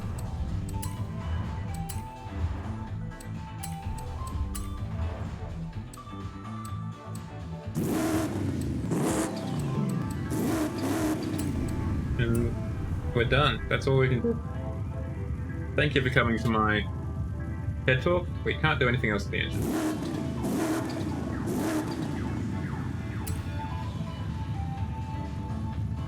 But we're lighter, we can turn harder, and we're a little bit more powerful. You can barely notice it, but we're about 7 times more powerful than most of it.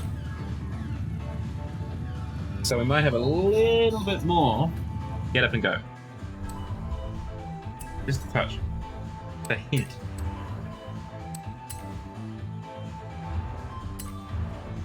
So it can be red, it can be grey, or it can be white. Decisions. We've got 2 paint groups. Aha, so we can have a different colour skirt. That's only on the sides. Maybe not.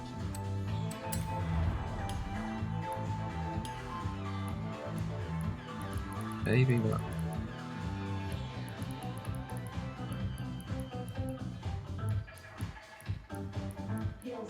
Well, if we're going 80,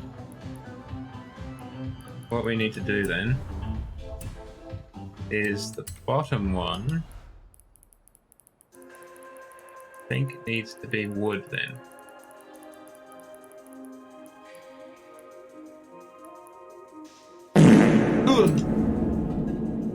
That really sneaks up on me every time, Wolf.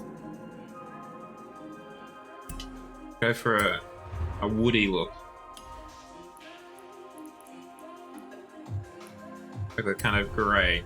I think that looks properly 80.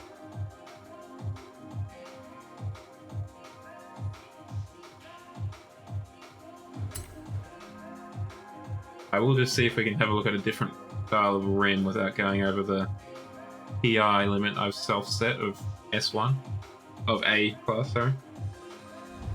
But I suspect not.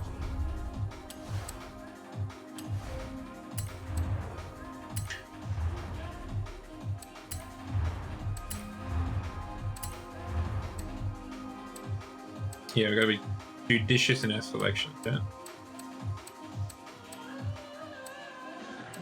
We can't be too light.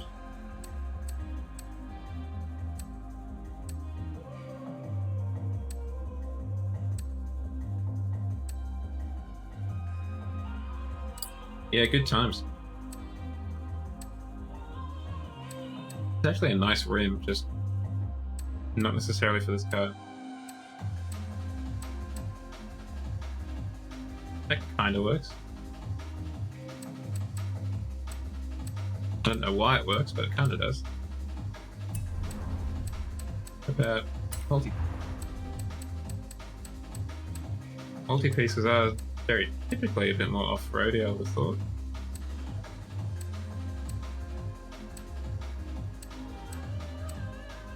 At least that's where I was first introduced to them in a off-road YouTube series.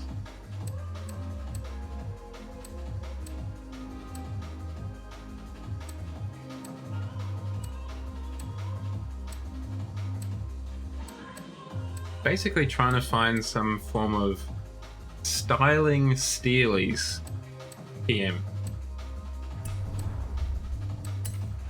I don't know if I can. They're all a little bit too gangster.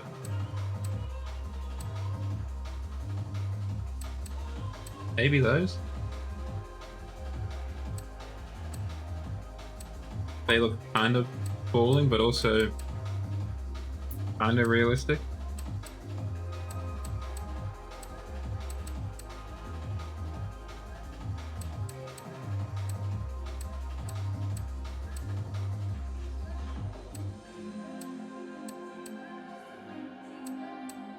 I also don't want to take it over the limit because then I can't take this car on road, online road.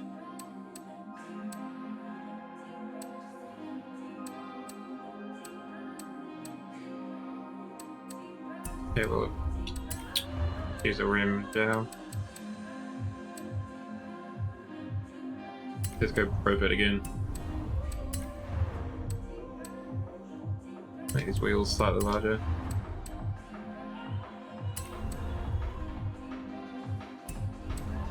The deed is done.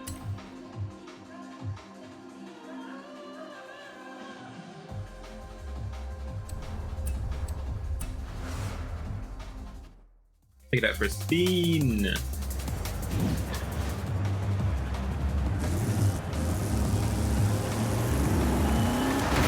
Ow. Yeah, okay, so I've got 1600 Newton meters of torque.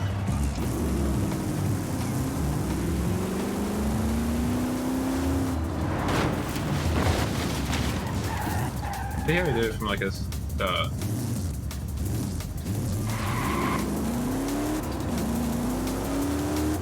Pretty good.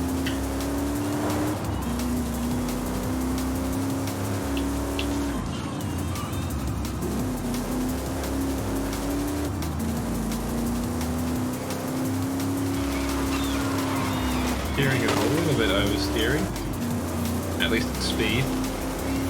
We are pulling about 550 kilowatts, I think is where we're topping out.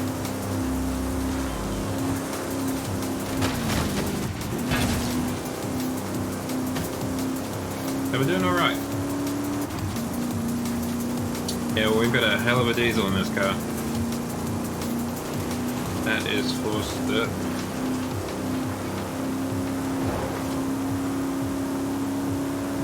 We've only got 5 years. That is maybe an oversight on my part.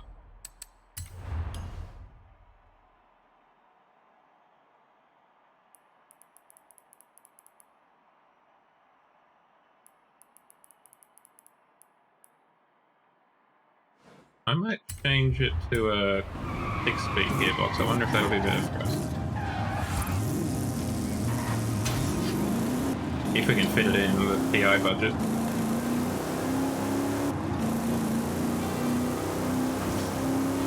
I mean, I feel this reminds me of the older A7s or whatever, with the V12, not A7s, Q7s with the V12 diesels or the Turags with the V10 diesels.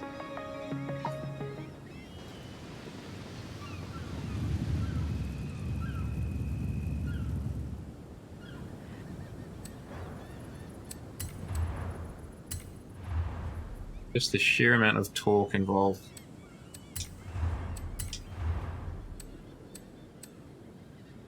Well, it gives us a better launch, if nothing else. Damn. We go from 2.3 to 9.8. That's astonishing, frankly. Go 7-speed. Did that fit? No, it didn't. Neither did that one. Awesome. Okay, what can we do to make it fit?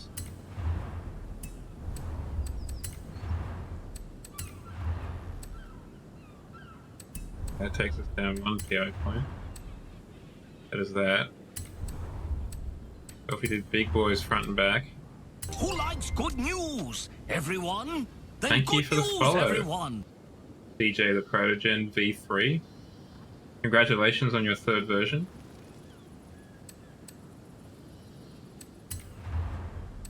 Okay, we can reduce the tire width well by a touch.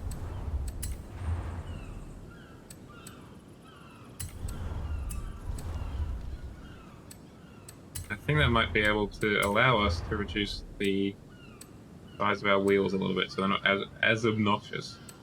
How are you, DJ? How has your week been? Has it finished for you? Are you in Friday evening, or are you more of a Friday morning person currently? Also, got a little bit more air to absorb the thuds, so the rims don't shatter.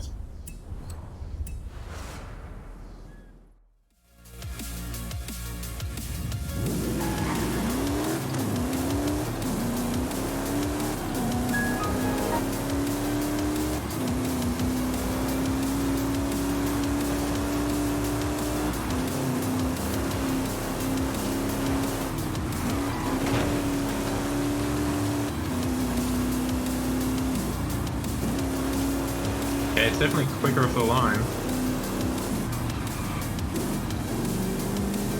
Excellent. Well, I'm glad to have joined you in the morning. At least it's a Friday still. The weekend is not far away. That definitely felt it for me this morning, I'm not gonna lie. I've been dragging myself through work today. What is the 0 to 60 looking like? Let's find out together as a community, shall we?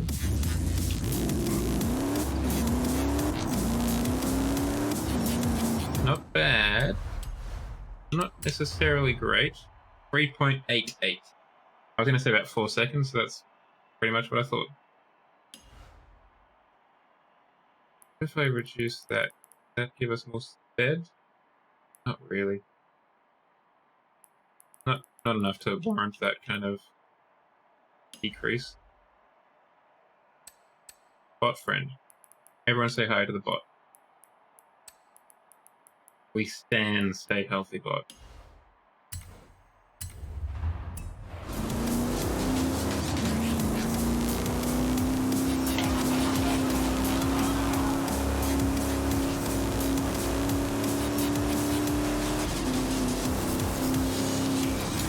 Oh, what did I run into there? I reckon we take this bad boy online and see how she stacks up. Go cross country. I don't think I've ever intentionally decided to do an online off-road race.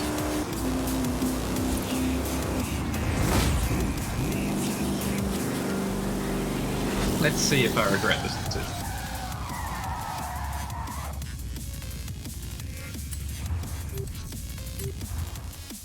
Everyone in the woody. Don't forget to put in your seatbelts though, this one's going to be a bumpy one.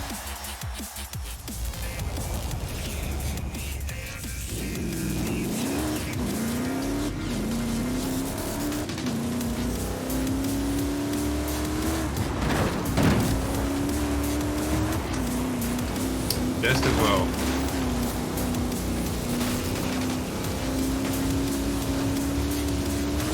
This is the car that they should have had in Jurassic Park when they needed to run away from the Tyrannosaurus Rex in the first one. Just put the hammer down and you're leaving it in its dust.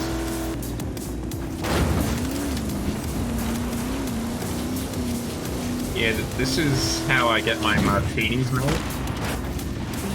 I just put them in the cup holder and I just go for a ride. And they get pretty well shaken up.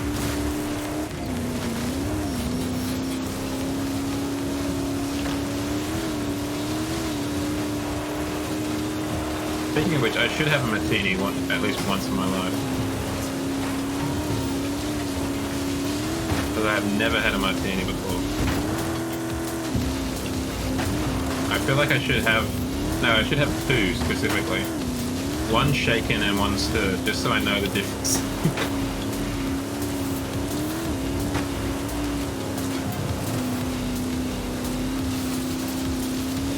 An appletini.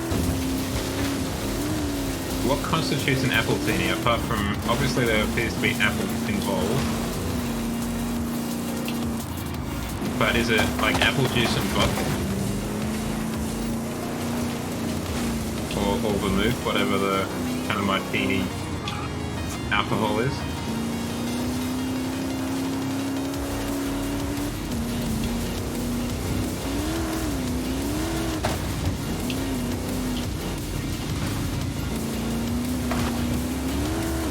And the other question that's, you know, on everyone's lips, I'm sure, do you take it shaken or stirred? Do you even have a preference?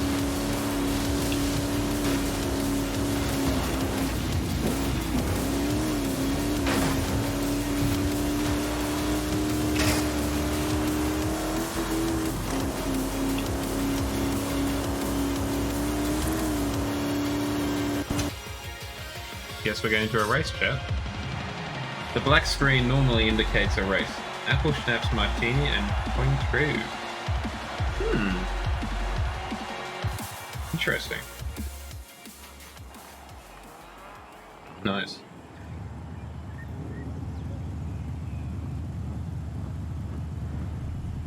I mean, there's... Martinis do sound nice to... I'm normally not an alcohol guy. Just because, like, beers and, to a lesser extent, wines are just not as sweet as I would like them to be. Cider gets there for the most part, in terms of sweetness. But a lot of alcohol just isn't quite sweet enough for me to get behind it.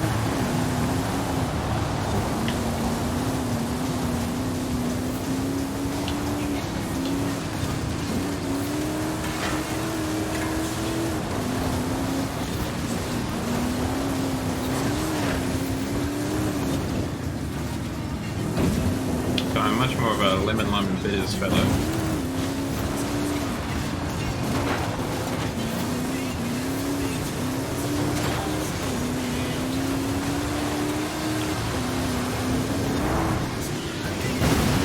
Oh.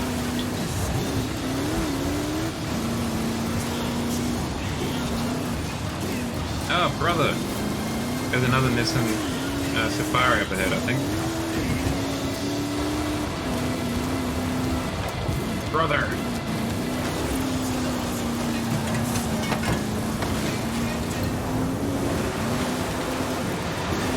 No.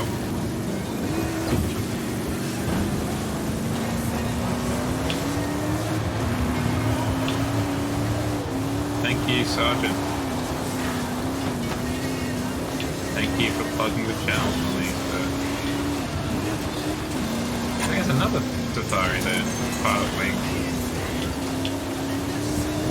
Didn't recognize it with the cabin on it.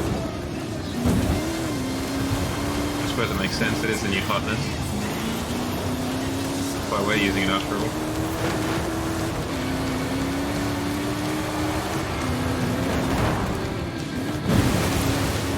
Bollocks. Ow.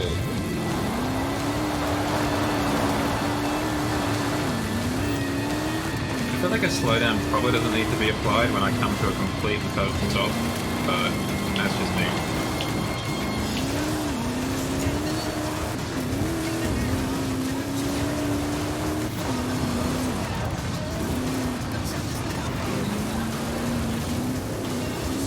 DJ, if you're still around, why are you the Protogen V3?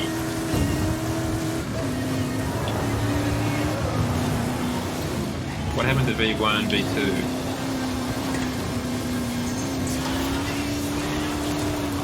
I mean, I am of the opinion that the third generation is often when they kind of hit their stride.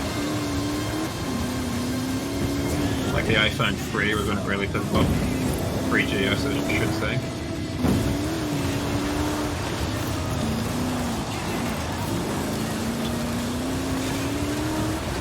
The Surface Pro 3 is when it took off. When they kind of finally cracked the code, at least in my opinion. Oh, that was close.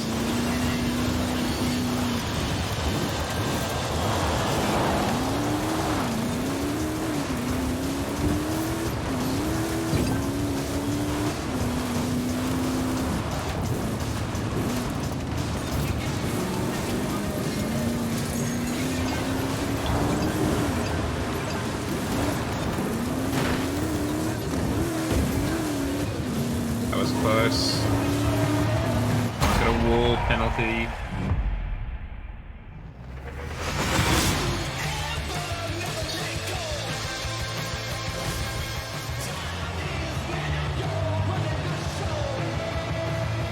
Just crawling across the line in the Subaru Brat.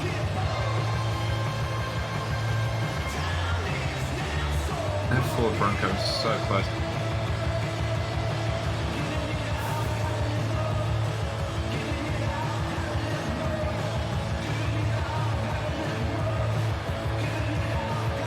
The last one of this championship.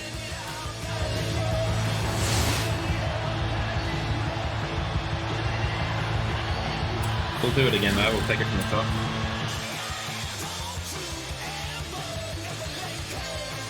Don't forget, chat, to follow Stay Healthy Bot's advice and have a stretch. Drink some water. Maybe have some food if you haven't in a while. Breakfast or otherwise.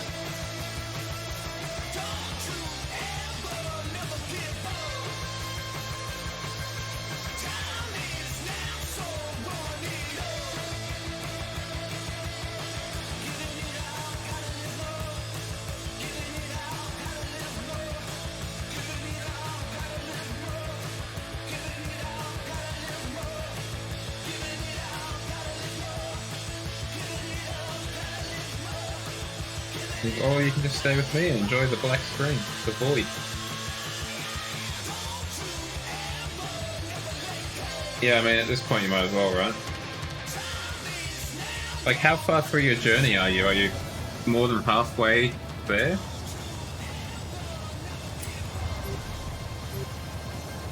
Or are you still in the first half of your quest to get to work?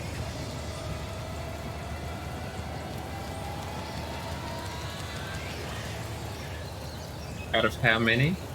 2 hours or so, isn't it? An hour? Because if that's the case, you might as well just turn around and go home. You're right.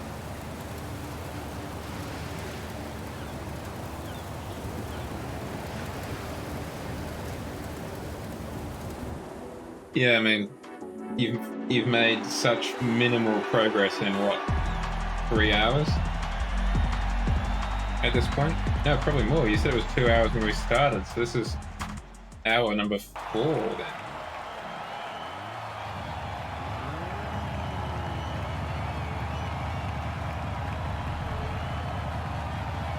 Ranger Raptor, Nissan Safari, Tacoma, Safari, Brat, Bronco.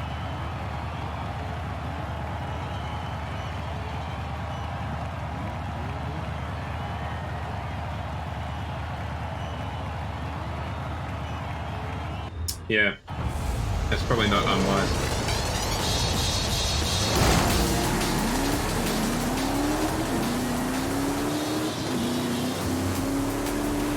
seems pretty obvious that you're not going to make it into the office. Not in a reasonable time, at least.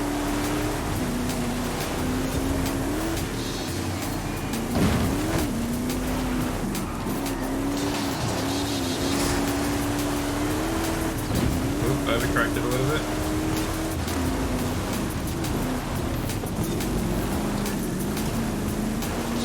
Oh, look at that brat go. It is also so much smaller than a Ranger.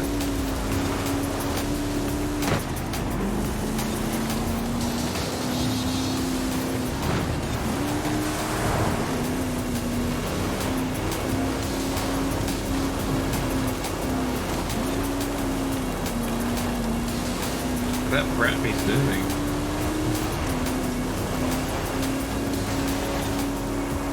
Yeah, right.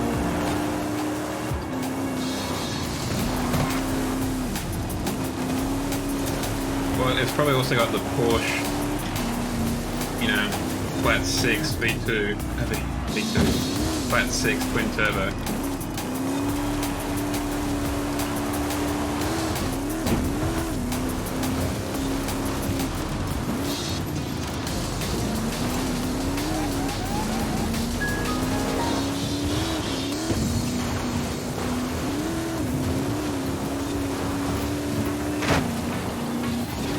That again. That slows me down so much, that price there.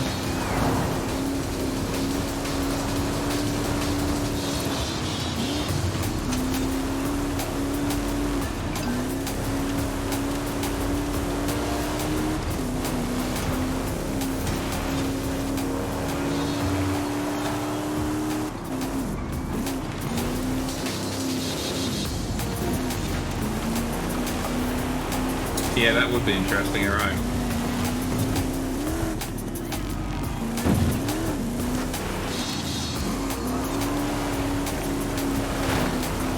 I used to almost only do that for the older cars, in particular, like the E-Type and the 300 SL. And I would then also make a point of not doing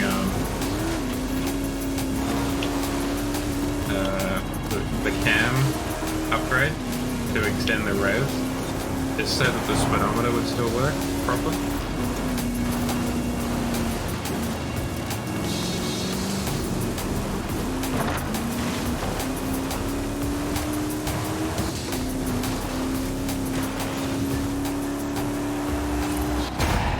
Middle of the pack. I'm not too dissatisfied with that. Maybe not the most gaming of performances, but a good one nonetheless. And we finished, most importantly.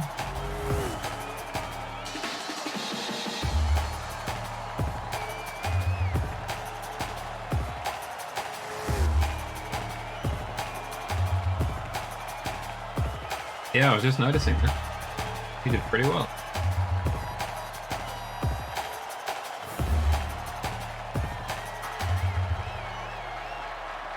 Probably because I get that pile of boxes and stuff that really slowed me down the first 2 laps.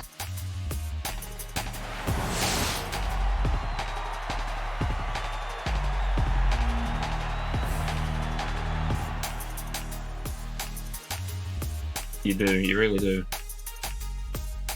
If this was a towing event, I think I'd be in an even better position. With my 1600 Newton meters of torque or whatever it is. Something ridiculous.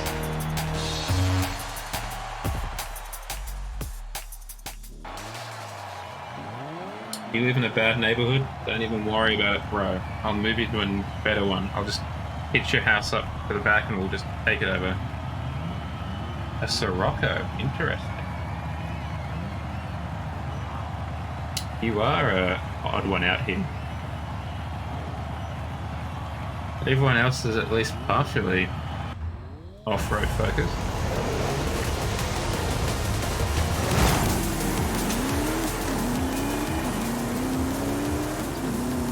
Once the turbo kicks in at like 3,000 RPM, we are off to the races, my guy.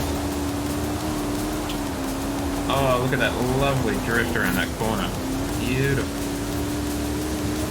so clean. I pretty much took my hand off the joystick. Oopsie daisy.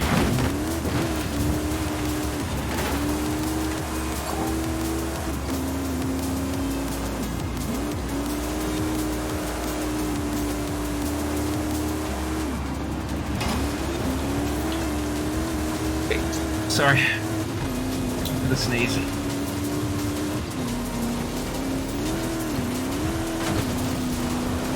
It's my hay fever. We're driving through all these beautiful...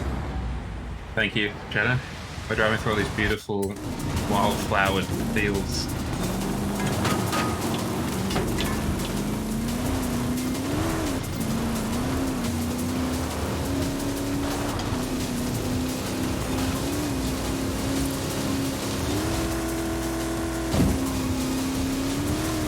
I would love to know what AD stands for on the rear bumper here.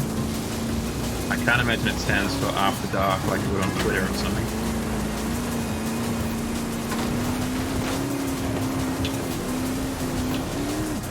I don't think it's like Anno Domini. It's not like a year marker.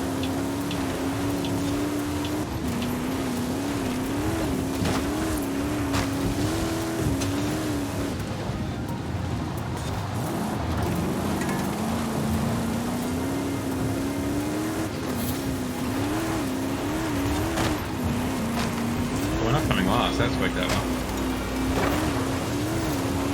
Of course, adventure. Everyone's favourite shortened phrase to AD.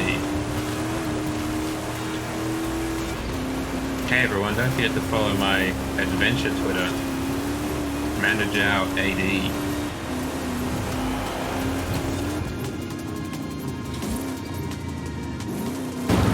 Oh, gracious me.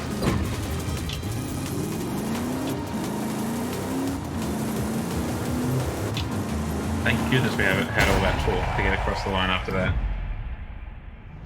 And thank goodness we had that roll cage as well.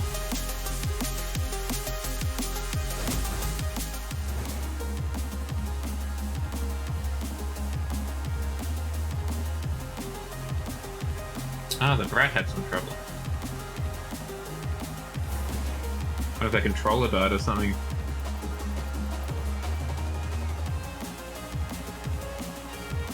Or maybe they crashed into a tree, which is why they were in that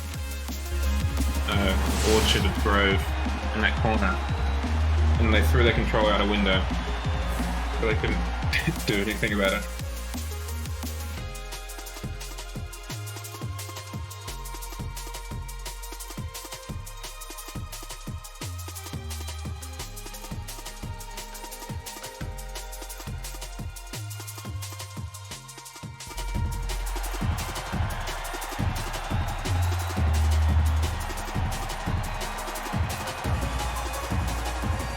Yeah.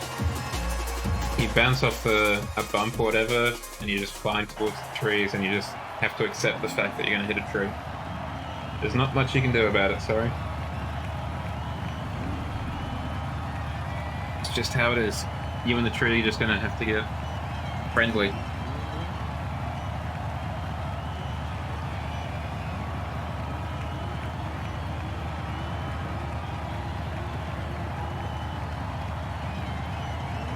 Yeah, it's not great.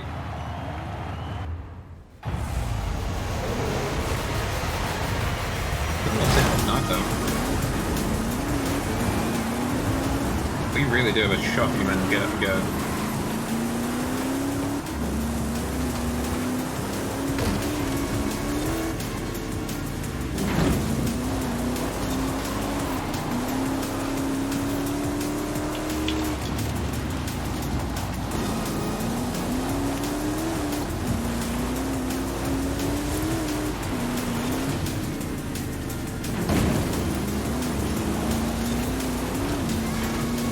As long as we keep it above 3,000 RPM, we're gold.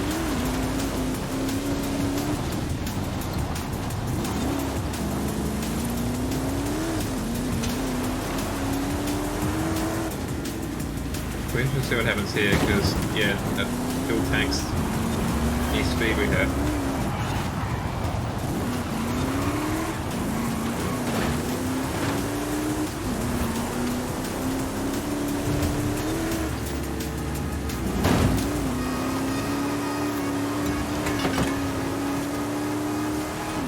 I dislike this track, but I also do find it quite funny because, particularly that jump there, that first one on the circuit, so many cars, like AI or otherwise, just completely lose their speed. They just come to a slam to the ground and to a slam halt as well. Yes, and the rocks too. So often there'll be cars just stuck there. Because I guess they're moving enough that they're not like, the AI doesn't realize it should reset, but they're clearly not, you know, in the race anymore.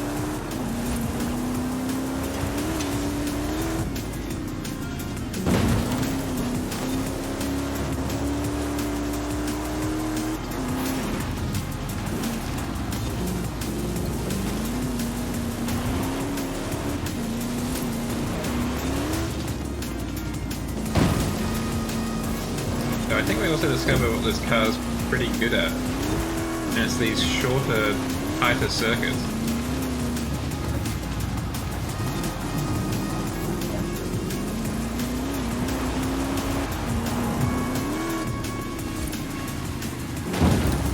Ideally with less jumps, though.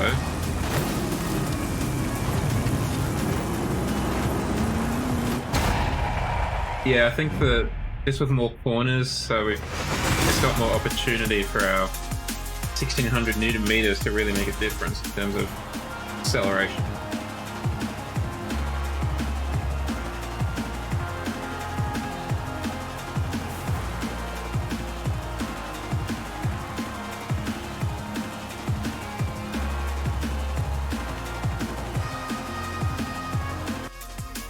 Pretty sure that's the end of the championship. At least we got on the podium. And we got $250,000 out of it, so that's nothing to sneeze at. Oh, I did sneeze before. But that was not at the prize money.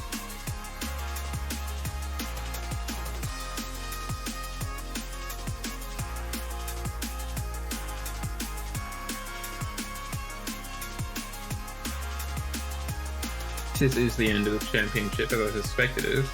Well, it obviously is because of the wheel spin. I'm going to take a quick break, run some abs, stretch my legs. I encourage you all to do the same.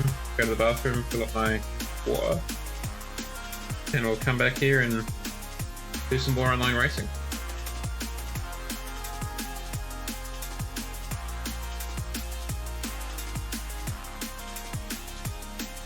But yes, you're right, the bump stiffness and rebound definitely needs some tweaking.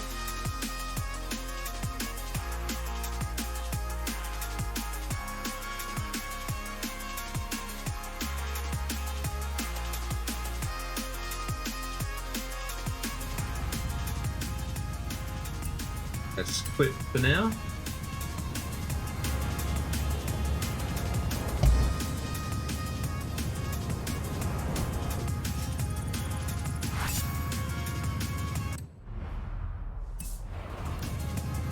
I'll just leave it there. Get the music in the background. Put on the Be Right Back screen. But it doesn't have the teleport on it, so it doesn't have music in the background anyway. So I'll just pause it. I'll see you guys in a little bit. Go stretch your legs. Stay healthy, Bob Crab.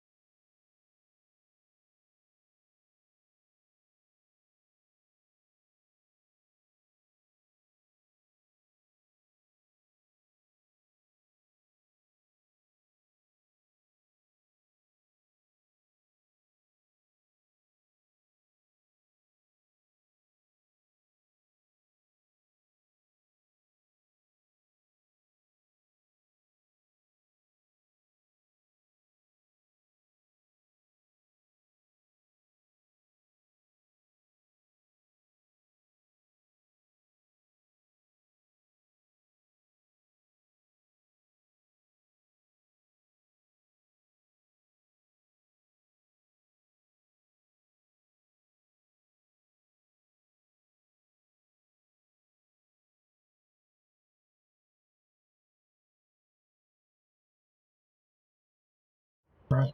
Let's try and fix this car a little bit. Look at this spring. Front stiff.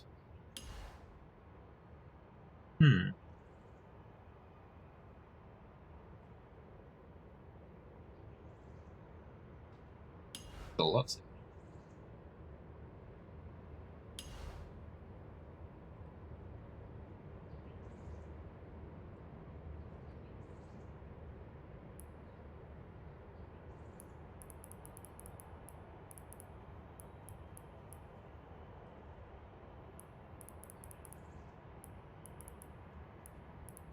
I think I'd want to decrease it though, or at least move it so they kind of meet in the middle like that. A little bit more that way. I guess we'll find out. Apply that.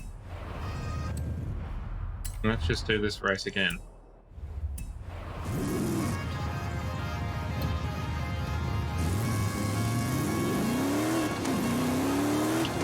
Wait.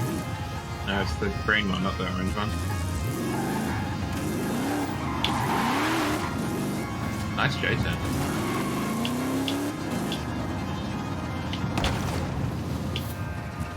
Oh, there you go.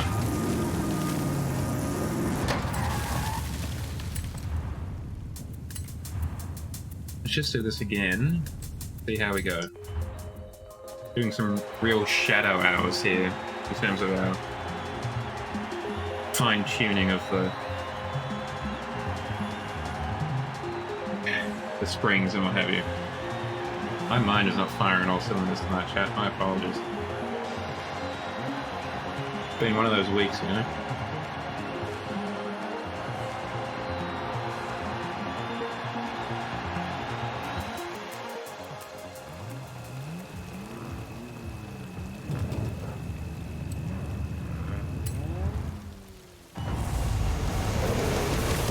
Alright, let's go.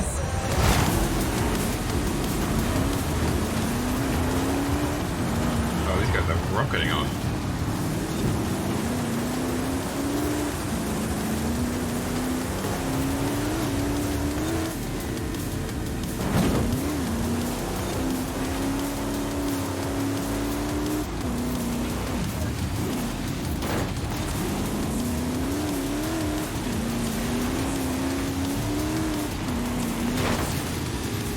Why did you stop all of a sudden, my guy?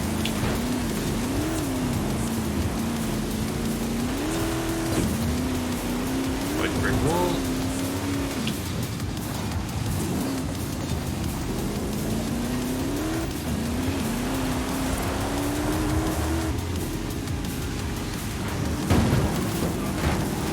It really flies forward.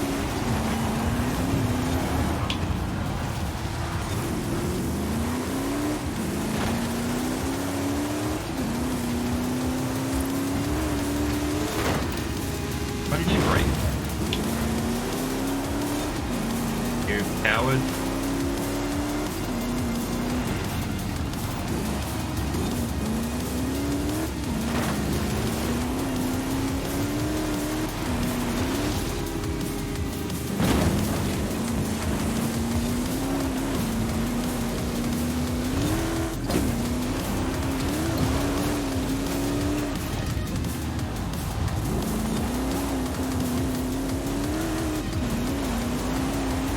In terms of handling, it seems perfectly fine.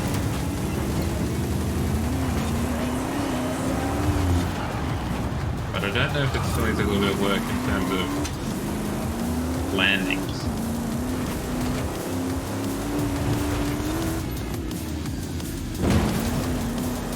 It does have a tendency to launch me forward on a landing.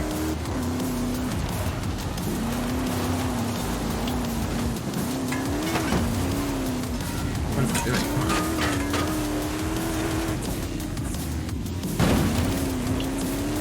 Would you recommend, Shadow, if you're still here, increasing the stiffness of the front to prevent it from, like, almost flipping over then?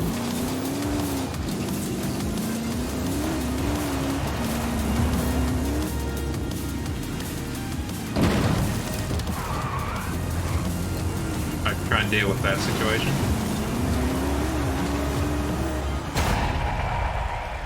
Okay, maybe I need to soften it then.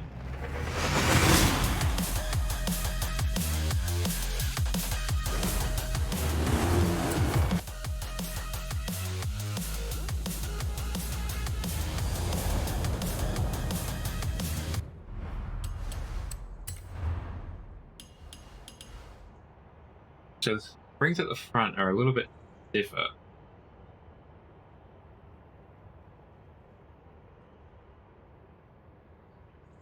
What if we just completely just no stiffness?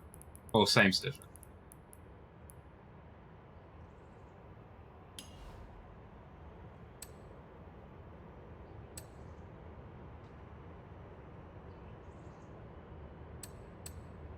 Some front bump stiffness. Obviously, rebound damping controls the rate of tension.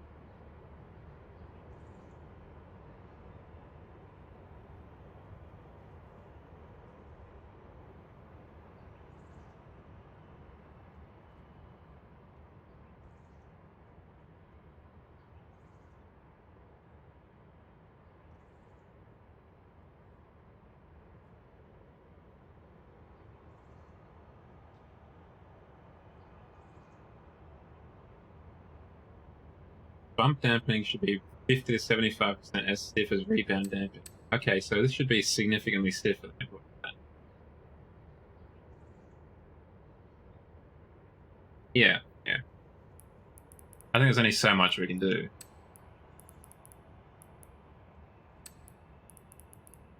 So let's try and follow the instructions.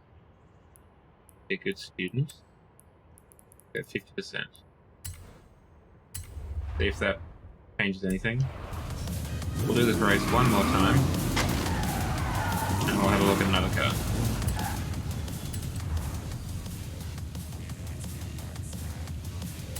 Yeah, it's not impossible that I may have broken it.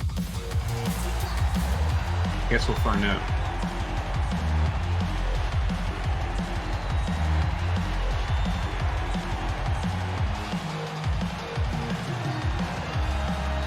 The other thing I just realized is if it's busted, I can just restart the race, and then when it goes back to that race menu screen, I can change it there as well.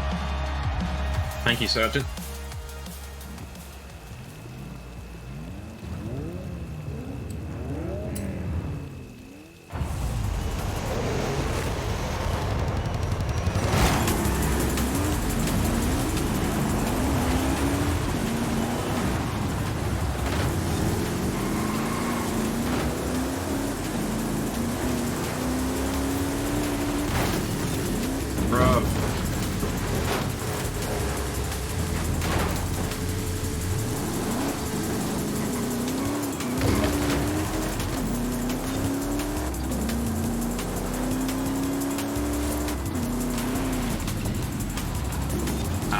Yes, you're not wrong. That makes a lot of sense.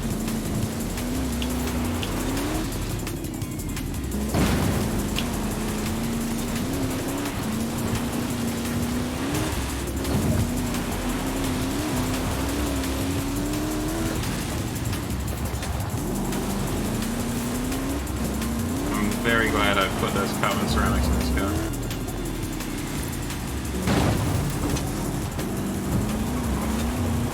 I think that's just how it is. It's just going to be a little bit unruly after a bounce.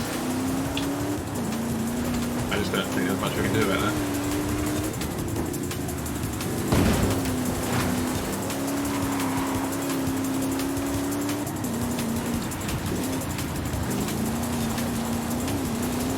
In terms of what I've done to the springs, I don't think I've ruined it. I wouldn't go so far as to say I've made it better. I don't know if I've made any meaningful difference at all.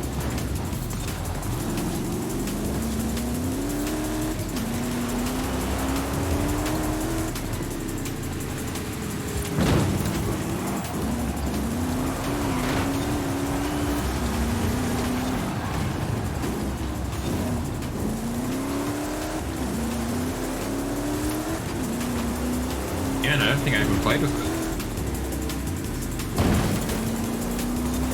It's just the stock 7-gear gear map.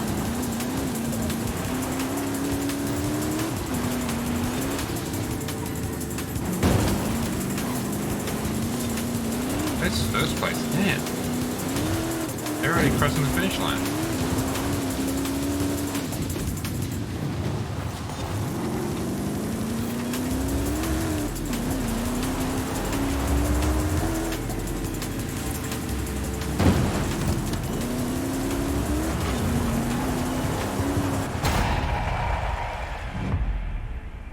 Did you see it go, the shutters, the widescreen shutters came down there for a second? Almost like I was blacking out from the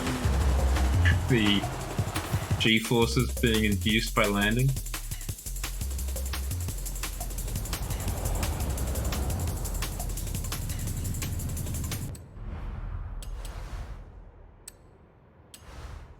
We haven't had a look at the event lab in a while either.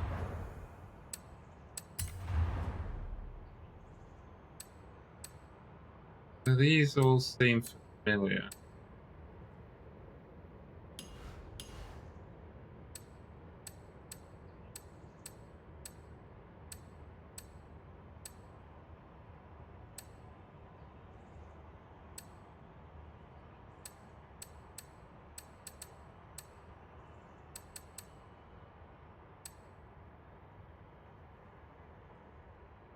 Could be interesting. I have no idea what it says. Let's try it out.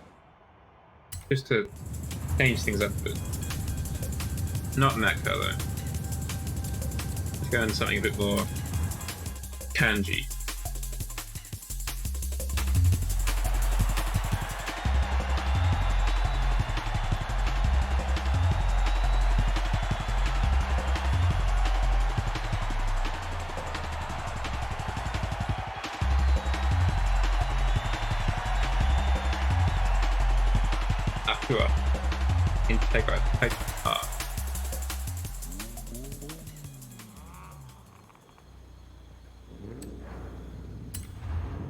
Who's this fella in the Bugatti up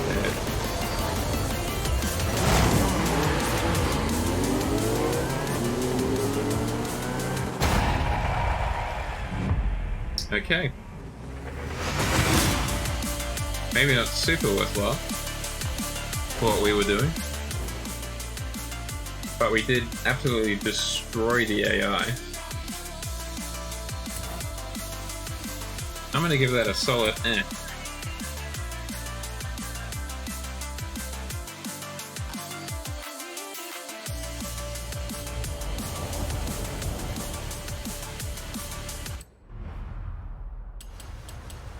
I want to have a look at the other ones after that kind of less than exciting one. Because I think we've seen all of these ones. I think I remember doing them beginning of the month.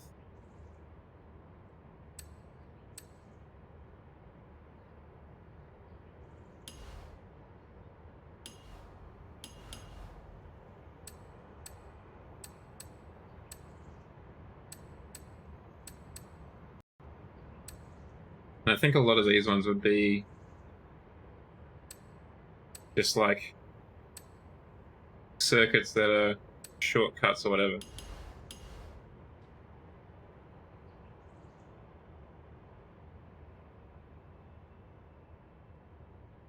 You'd have a look at some of a certain chat member has produced. Let's see what the number one is. Rare supercar. Oh, retro supercar, sorry, retro. Let's break out the Ford GT. Get that supercharger whine we were talking about before going on.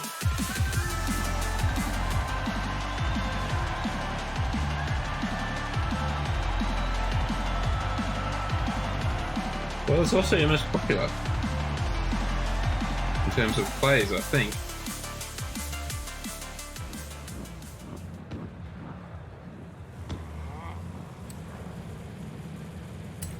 That's a goal. Yeah, right?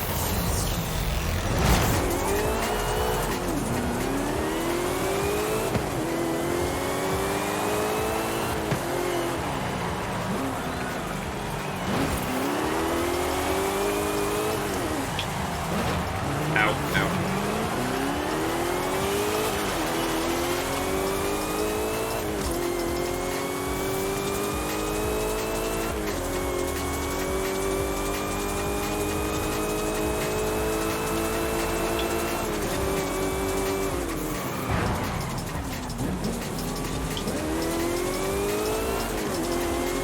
Well, it's a good course so far, and the first 5% is quite nice. So far, so good.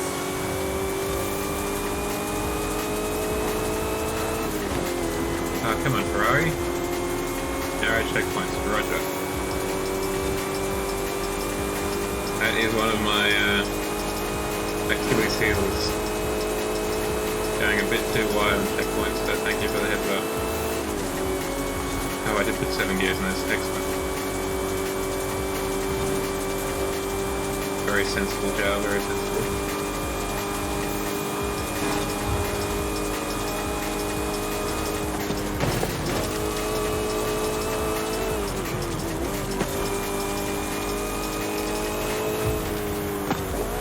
Oh, you weren't kidding.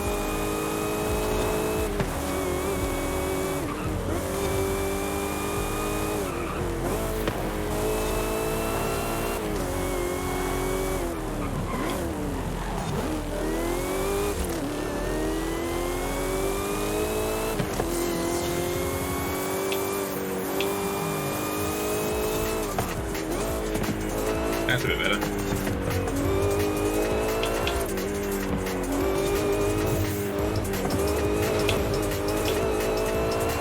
I feel like this is how it's meant to be played, given the race. Oop, oop, oop.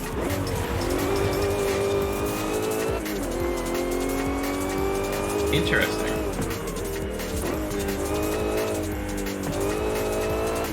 I would have thought you could maybe have it so that the props aren't on the road. Oop, I almost missed that one.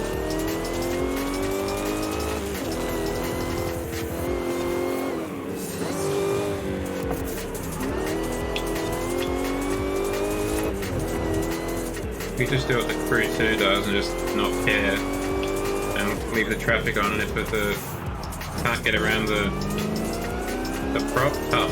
There's a traffic jam now.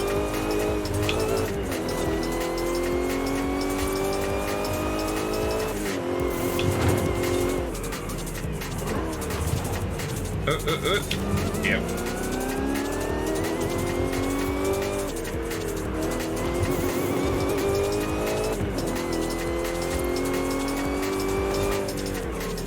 So why the narrow checkpoint, Shadow?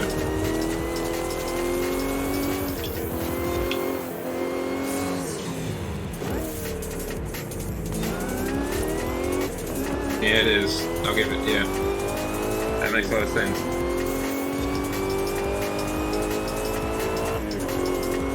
It's also good practice for driving on the wrong side of the road, too.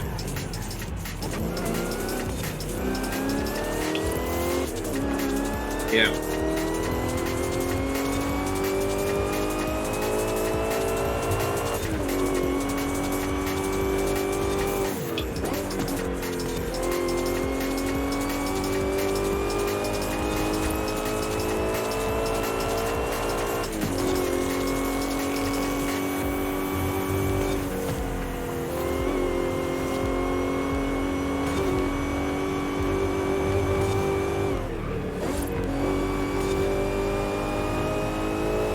Let's open up the tabs.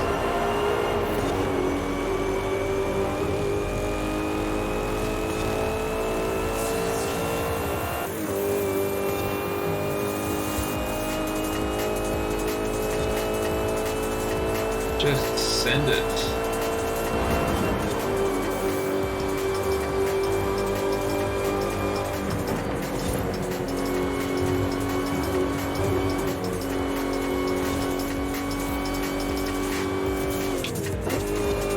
Yeah, these tunnels are also really nice too. Just as like echo chambers.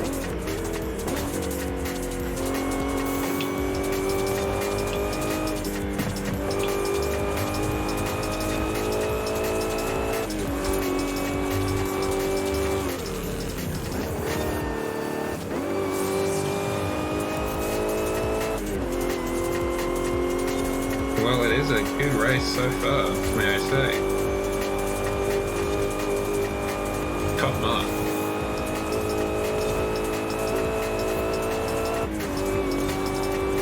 And I mean, it feels... It's probably because of the narrow checkpoints, but it feels really quite different to a regular race. Even though it doesn't have any of the props or anything that I would normally associate with an event lab kind of thing. Oh yeah, we should have a look at one of your rallies, probably in the Safari, if we can.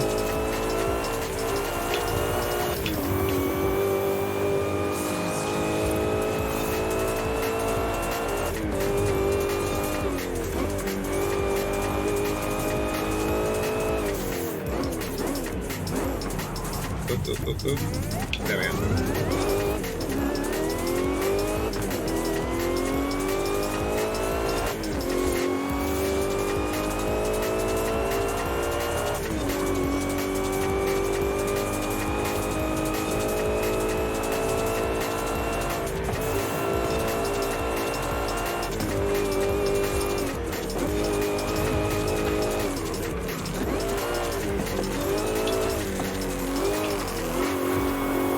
We're drifting a little bit. Yeah, absolutely. Maybe just without the traffic. But otherwise... Because this is like the Targa rallies that you have. Like Targa Tasmania that we have down here. Where you get a bunch of people in 911s and MX-5s zipping around just regular roads.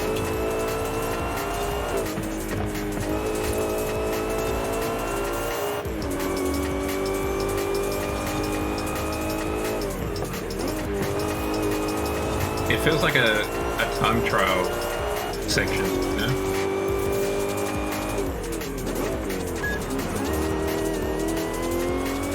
Thank you, Sergeant. Thank you for the shout out.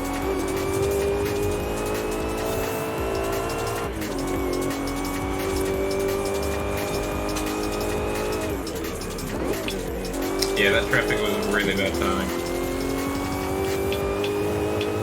Could have been worse though, we had just enough time to get out of the way.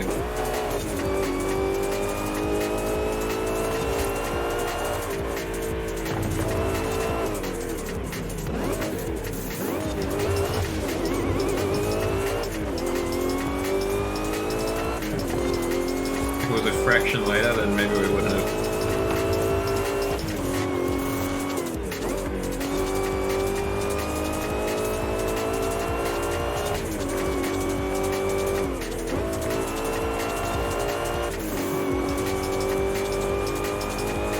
Yeah, it is. I was thinking it was kind of... first rewind, that's right. Kind of curious that it is such a pleasant time of day despite it being a street race.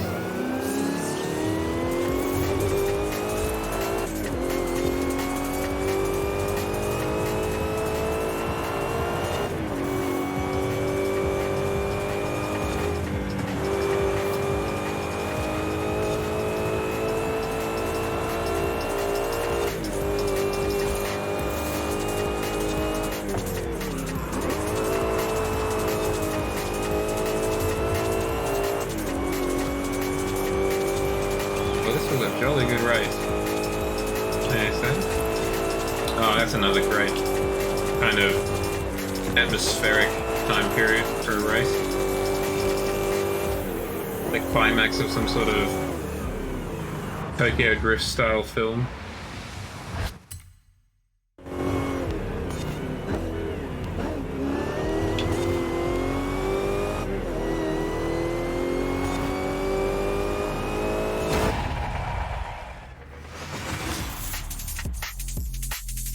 That was 10 minutes well spent.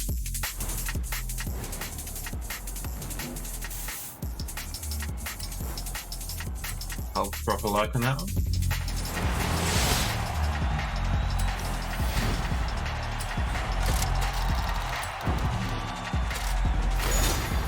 Oh, excuse me. The AI also did a pretty good job of keeping up too. Normally the AI in these races are pretty abysmal.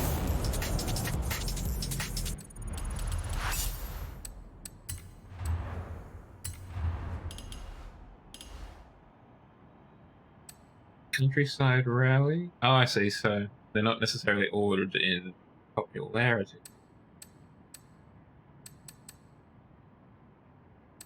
So this one's probably apparently your best work so far. Let's have a look at the best. Run to Baja. I don't mind if I do run to Baja.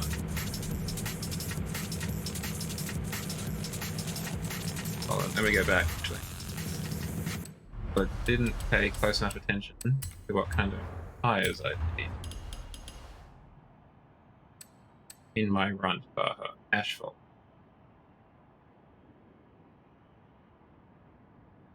Okay. We'll watch out for traffic chat. What car do we want to use instead? Do we use an Alpine? The Ascari is always fun to break out.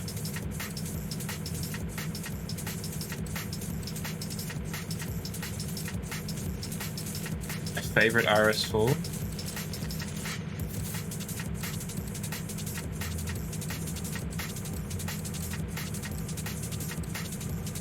An M3 GTR? No, apologies chat, I am yawning all over the place.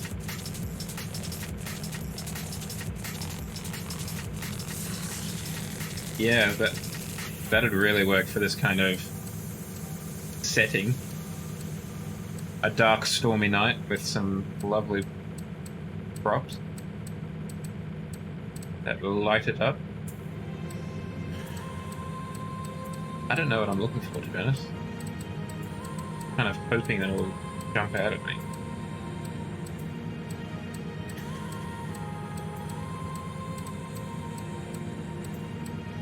The Tesco van.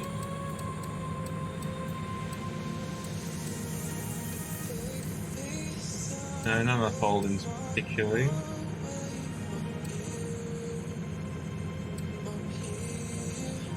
Did we? Maybe. Yeah, what the hell. Let's go with Civic. Get some boy racer energy going on.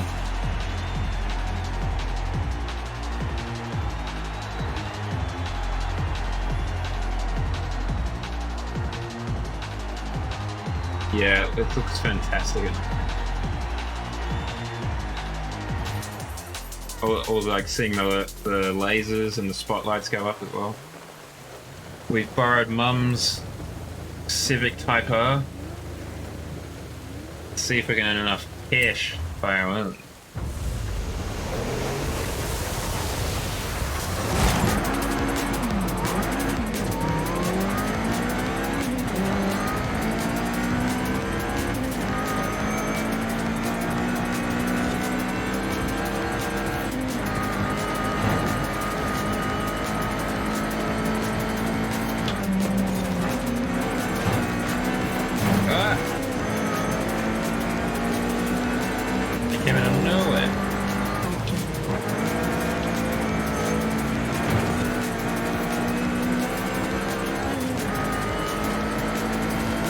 Is that a 4GT? And I think it is.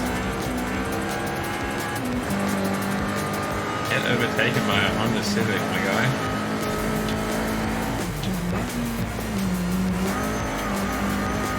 That is embarrassing. Actually, this reminded me, the last race was the same kind of race. How dare you, 11? How dare. I'm doing well, how are you? I'm very glad that the weekend is here.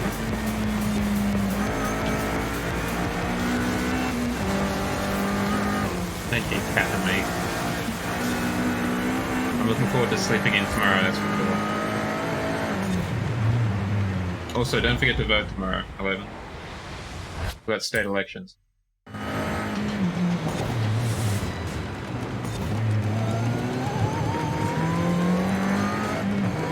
Alright, I just felt like that was something you may have forgotten. Yeah, a little bit hot, that's why I had to rewind it a little bit. Real atmospheric up in here.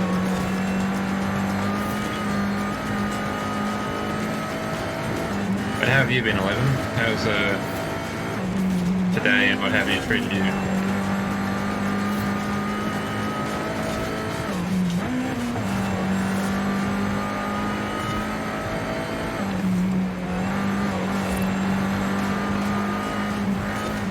Oopsie daisy. Alright, well, at least you got what you needed to get done and it's over now.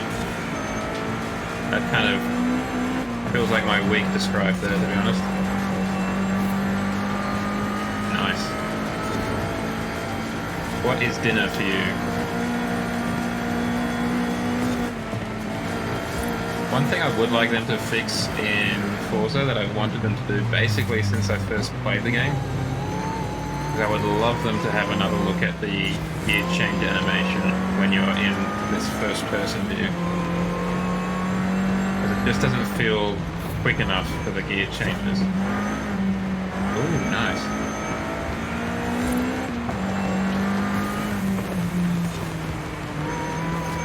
I had some gluten-free crumb chips, frozen vegetables, and some potato chips.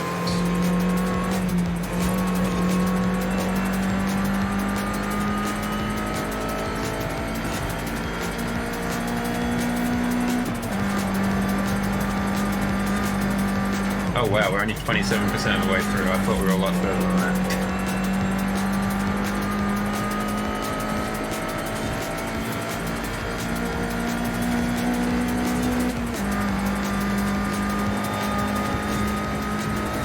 Oopsie daisy.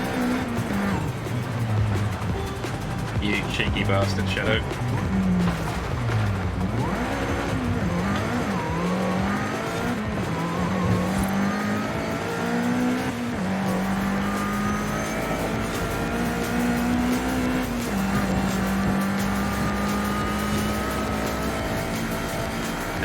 That there in particular would have been very helpful to have a prop saying, you know, turning left here or whatever.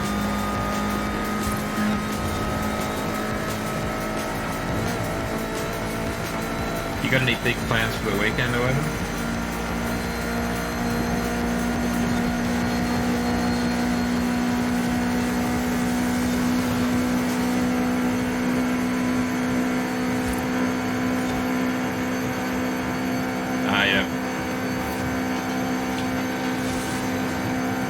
Going to inspections or just okay, let's try it again without the kind of contact sport there.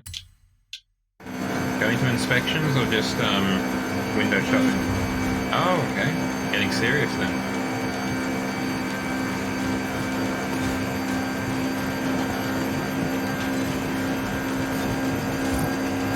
All that VTEC.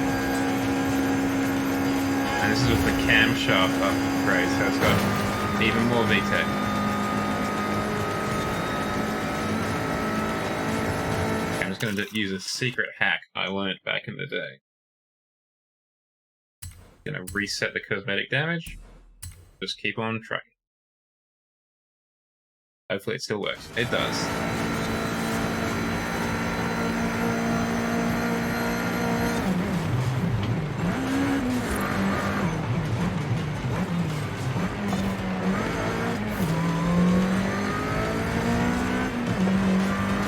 Yeah, those 5X look fantastic, you're absolutely right.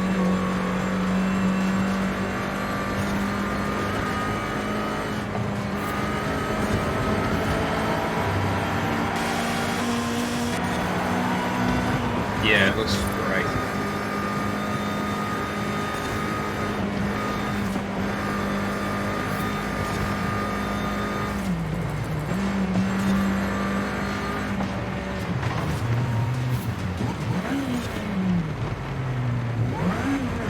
I saw that one coming then.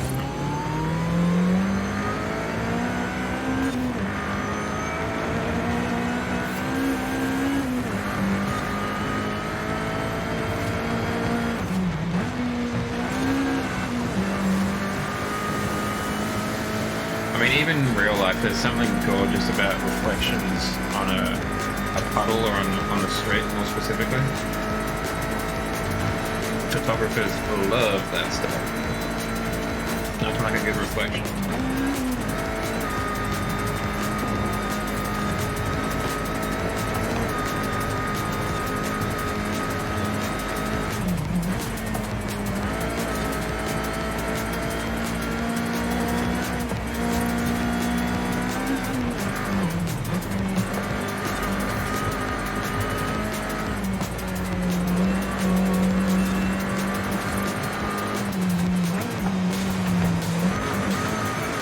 Probably have a look at the tuning of this car too a little bit. Yeah, that's not ideal.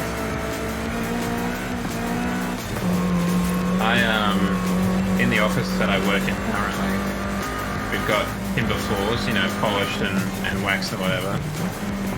But unfortunately, we've got windows that we face east, like the windows face east. And I sit in such a location that around this time of year, around the equinoxes, at around 9 o'clock or so, the sun is just so that it hits me right in the eye. Luckily we've got curtains now, but for the past 5 years I'd have to kind of have my cap that I wear to work on at a jaunty angle to try and act as like a blinder on my right hand side. It's only for like half an hour to an hour or so, but yeah, it gets you right in the eye with it. Pow, right in the kisser kind of stuff.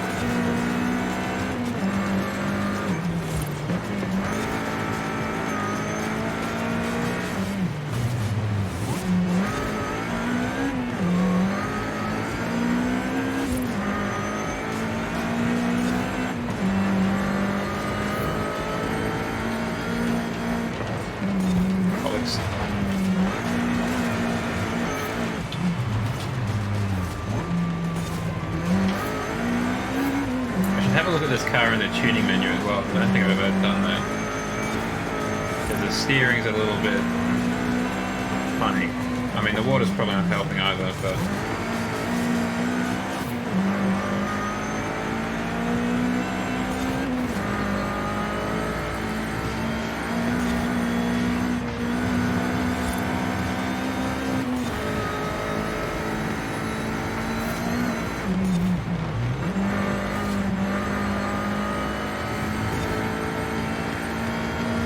Yep.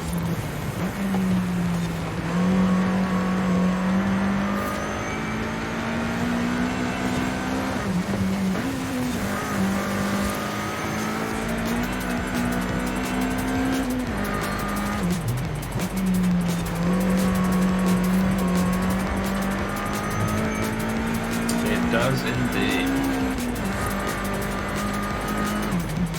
Let's get an exterior shot. Yeah, it sounds alright behind. Not as nice.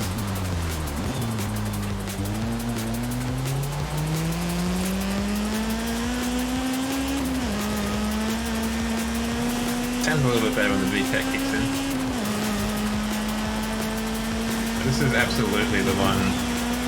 This is probably one of the few cars that I would actually buy at an auction.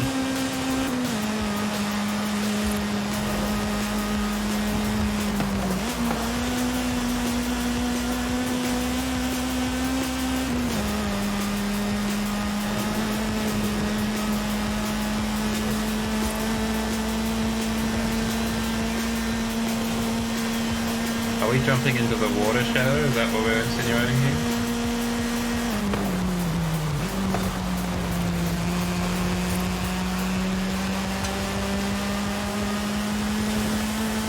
Ah, clever, you finish at your house.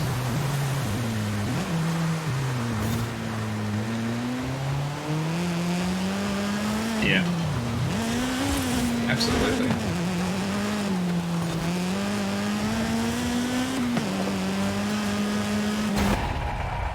Surprise, neighbors! Hit me!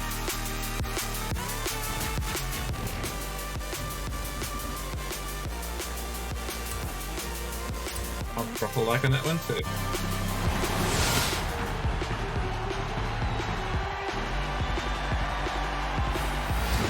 Yeah, excuse me. I overshot my own driveway. I will use yours instead. You know how it is. Sometimes you just approach your driver at about 200 kilometers an hour.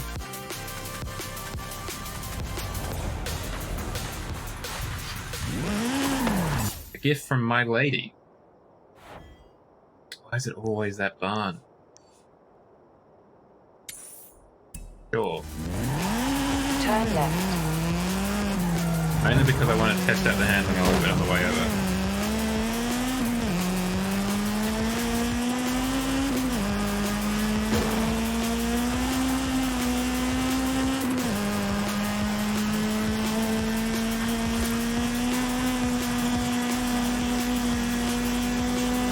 Yeah, I'm just a little bit disappointed that I didn't kind of recess the actual exhaust pipes a little bit more in them. So it wasn't as obvious that they were just cosmetic. Like if they just an inch more, you know, further back, I reckon it would have been a lot better. Anyway. But yes, the geometric surrounds for them looks sick.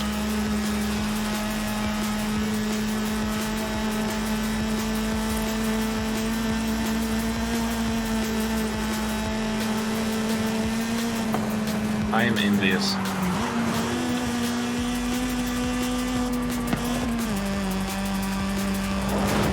These by a large margin are my favourite Civics. In 400 meters. I don't particularly know why.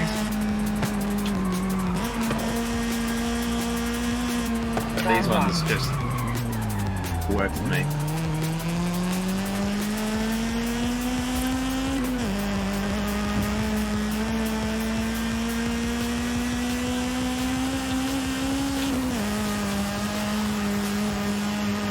Yeah, it's so different from every Civic that's come after it as well.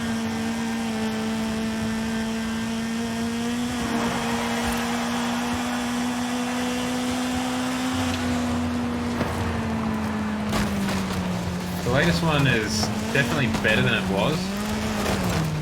The ones before the latest ones are a little bit too busy for my taste. Out of all of them, that one's probably my least favourite. Turn left. Because this is also the last naturally aspirated Civic Type R too, I think. I think after this they went turbocharged like everyone else. Which I'm neither here nor there on, but Turn right. I imagine some purists aren't a huge fan of that. Turn right. Now we're just gonna drop down a quick teleport.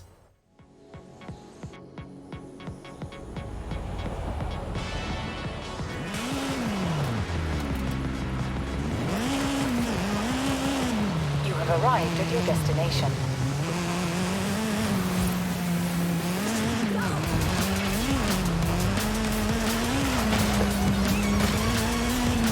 Let me have a look on the projector.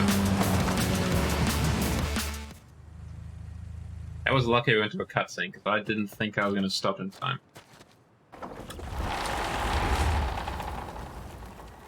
Wow, that's generous. Well, just the spirit of Horizon, isn't it? Shall we send a thank you? Depends, what's the car? Sure.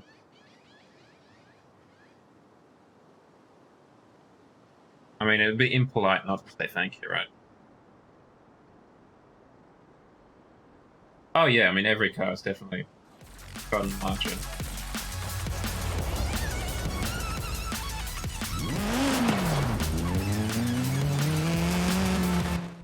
Alright, let's tune this a little bit. 1, 2, alignment. Do I not have race springs on? That is unfortunate. We are going down here, thank you. We must amend that.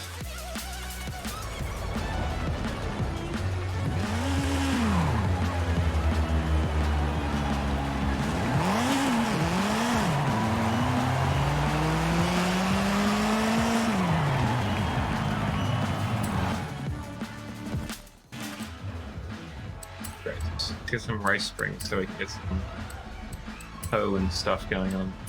Wrong menu.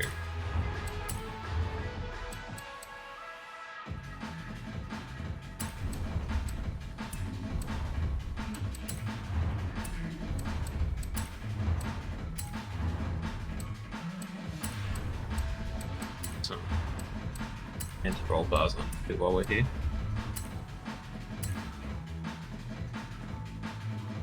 It might be useful.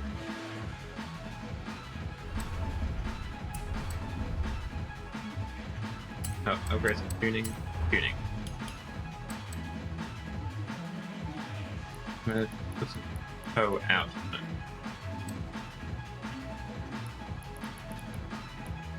Both of them?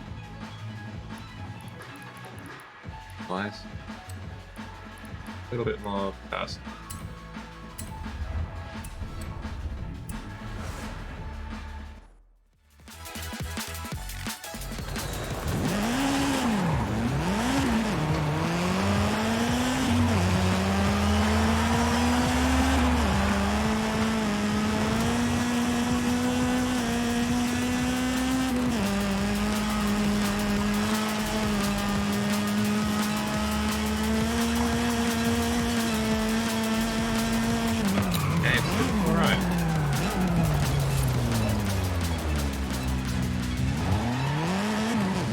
The other disappointment is those door handles on this car don't, like, actuate.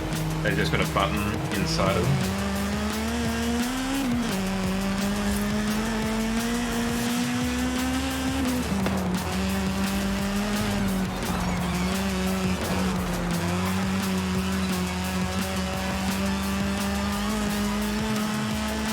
But the real disappointment for Australians, at least, is we didn't get this car for the most part.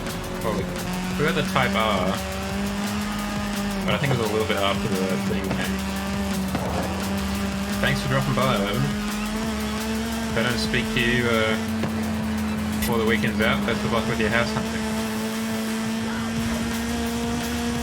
Always appreciate your presence in the stream.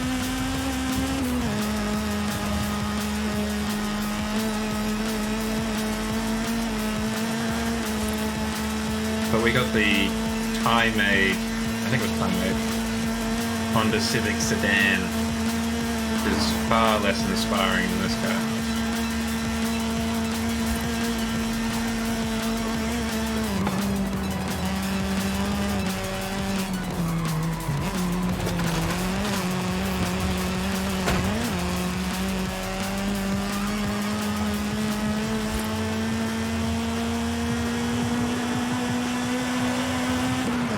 I'm gonna take this online.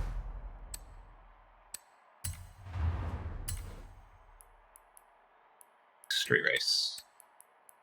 Hey. It is weird.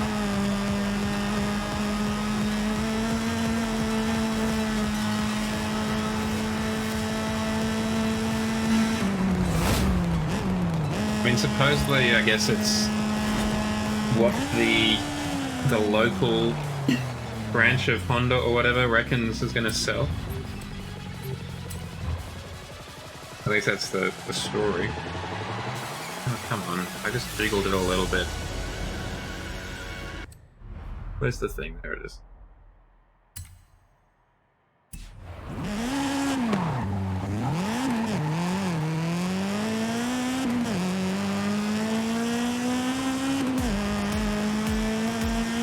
Yeah, I mean,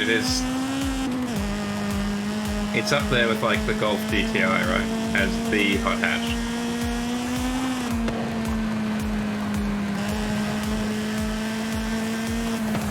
Like you say, when you think hot hatch, you think of probably those two, I imagine.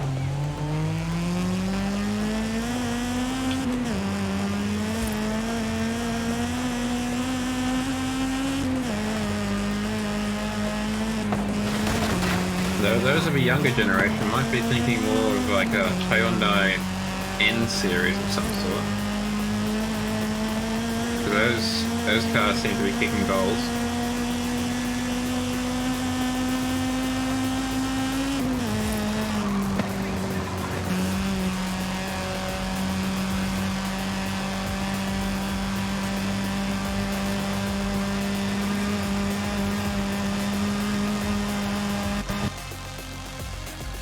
the race we go.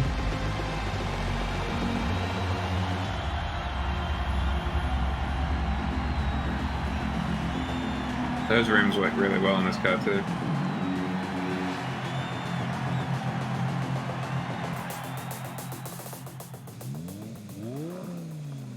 An Audi TT. Of course, there's a Supra, a Mustang, an M5 18, interesting, 2002 Turbo, and a GTR 02. My preferred one. Yeah, I mean, I quite like the current Megane RS.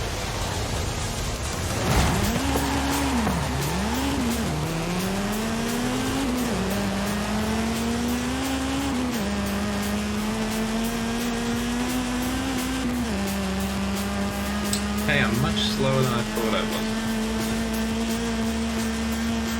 I wonder if I've given too much to handling. Well, I gave more than the M5 did to situational awareness.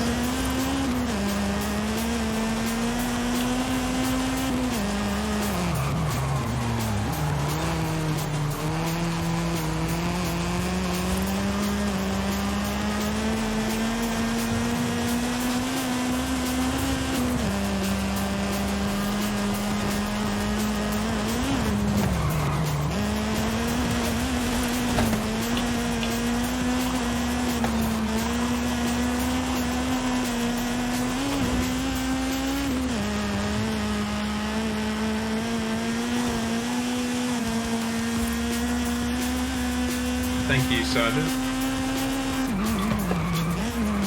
Damn it. Speaking of Renault, I feel like Citroën, you know, tangentially related, hasn't really done anything super exciting in a long while.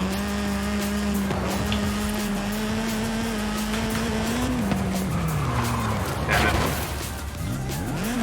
Yeah, that's a bit of a... Hey there.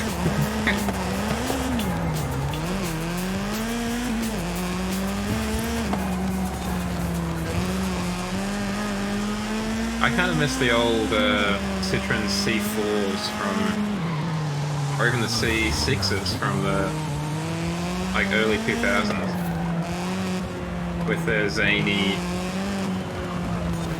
steering wheel with a central hub, I guess you'd call it, stayed still, but the steering wheel turned around it. I miss that kind of crazy Citroën used to be around.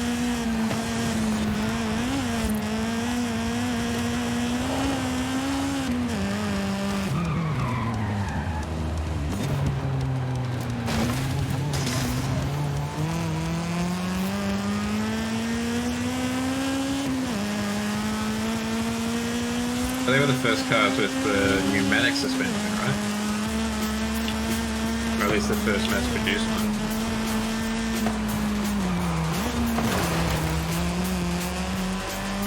Oh, I think I knocked him off the cliff. That is a shame.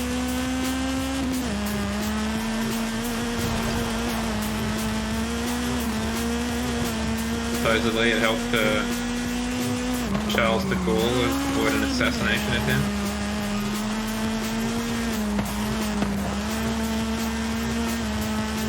As far as I know, that's the legend as far as I know.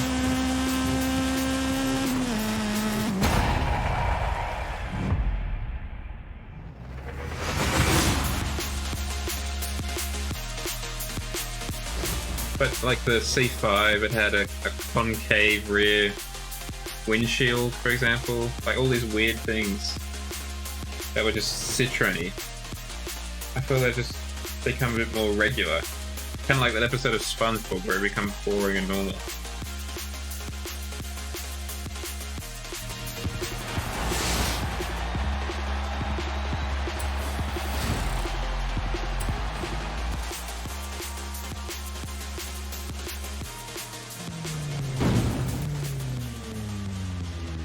We'll do one more championship, and then I might call it there. We'll try this one out again.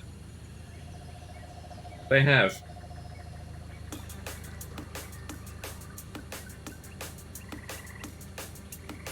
And I felt that's what kind of separated them from the other car manufacturers.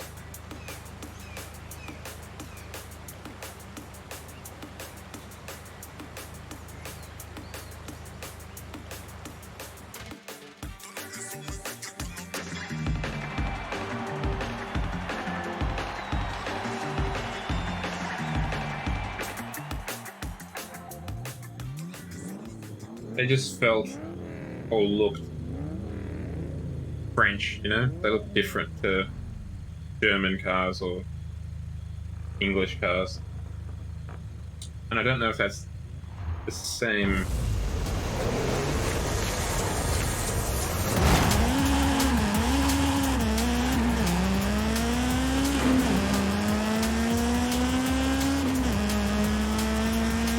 See that cross GL, and once they got going, they got going.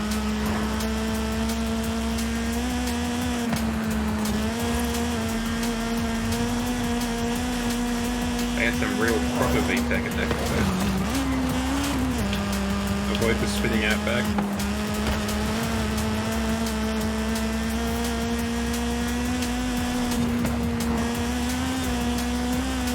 Oh, we almost made it up.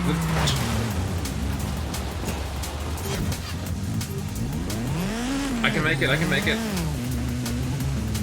Thank you.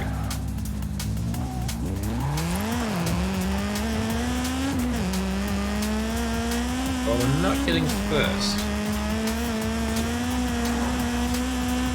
I think that's a pretty safe assumption.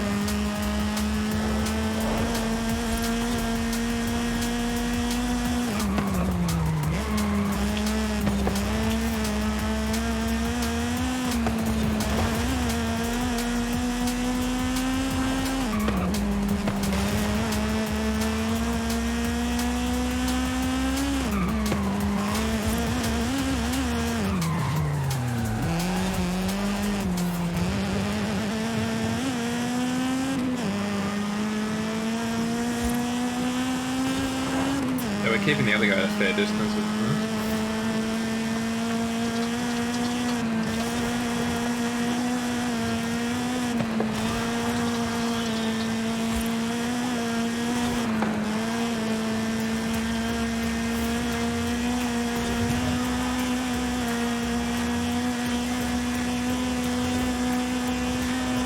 Then again, just thinking about it, I feel that also kind of goes back to the point about Mercedes and their superchargers that we were talking about earlier. There's been a lot of I don't know what word you'd call it, kind of like standardization in the industry.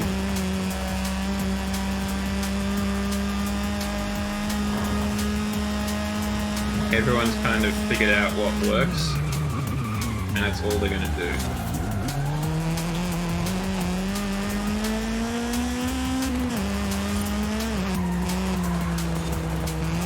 Yeah, I was surprised to discover that the next Volkswagen Amarok, their Ute, is going to be based off of the Ford Ranger.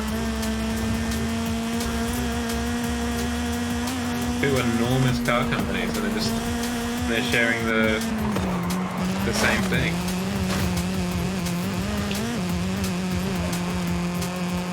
Oh, come on, let's not have jeopardized that.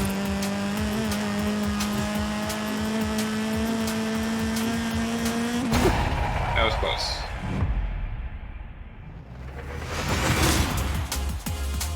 To the point where they're offering a model with the kind of famous 4-cylinder Ecotec. Gee, what happened to you, BMW M5?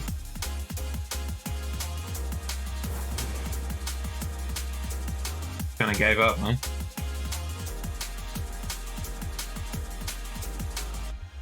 Yeah, if I was in the market for a pickup, I would buy an Amarok.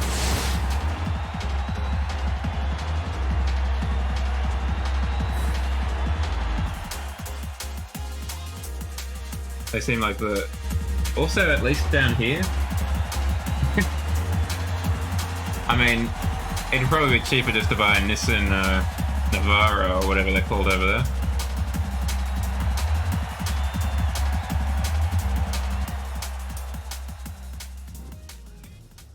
But the Amarok, at least down here, is cheaper than a lot of the more well-known name brand pickup trucks or utes.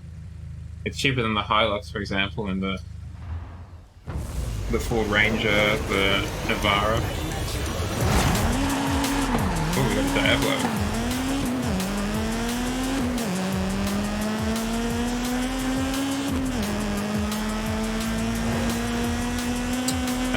Neither do we. I think we only got the same, the twin turbo straight 4 or the V6. I feel like for a long while we only had the straight 4.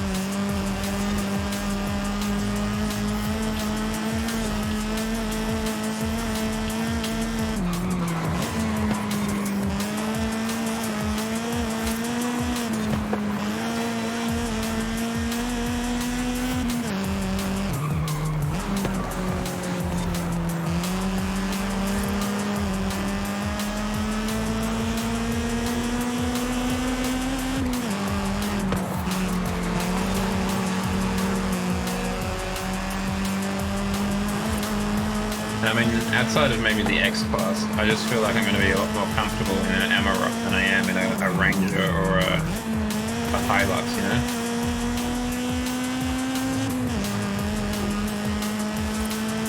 I mean, I know they're not just utilitarian like they used to be, but I still reckon the Volkswagen's going to be a bit nicer.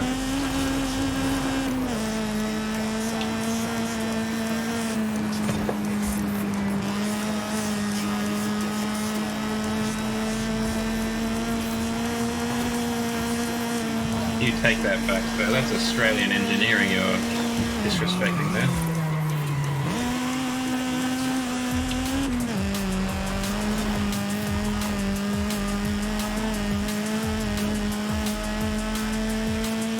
That's the last Australian engineered and designed car on the road.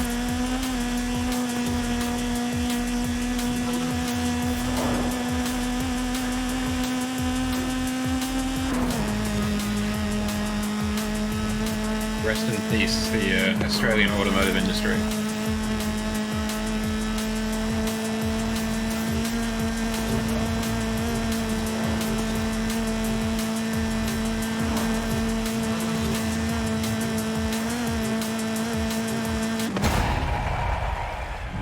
On a side note, I would love to know who owns the licensing for the Holden brand. The Toyota Tundra? Not yet, but I think there's talk of it coming down under. A lot of the car makers have noticed that the Dodge Ram and the Chevrolet Silverado that are being imported here, like legally and through a Ram dealership in the General Motors dealership, I think it's called. No, Holden doesn't exist anymore, so. But Holden is a GM company, so I'm assuming that GM still has it. I just want to know how much they'd want for it. But I think the game's crashed.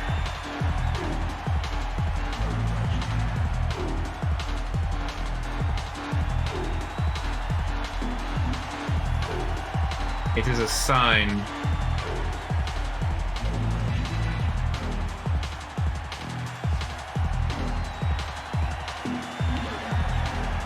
Yeah, so it's called GMSV, General Motors Special Vehicles, which is a play on Holden Special Vehicles. They were the kind of AMG of Holden back in the day. And they're the seller of those two vehicles. But a lot of people have seen that those cars are selling well, even though they're atrociously large and I hate them. And as a result, the Ford F-150, I believe, is making an appearance, and so is the Toyota Tundra. And I wouldn't be surprised if anyone else makes one. They're not going to be too far behind either. Alright, let us open up the task manager. an unceremonious way to finish it off, but yeah, we're gonna have to do it, chat.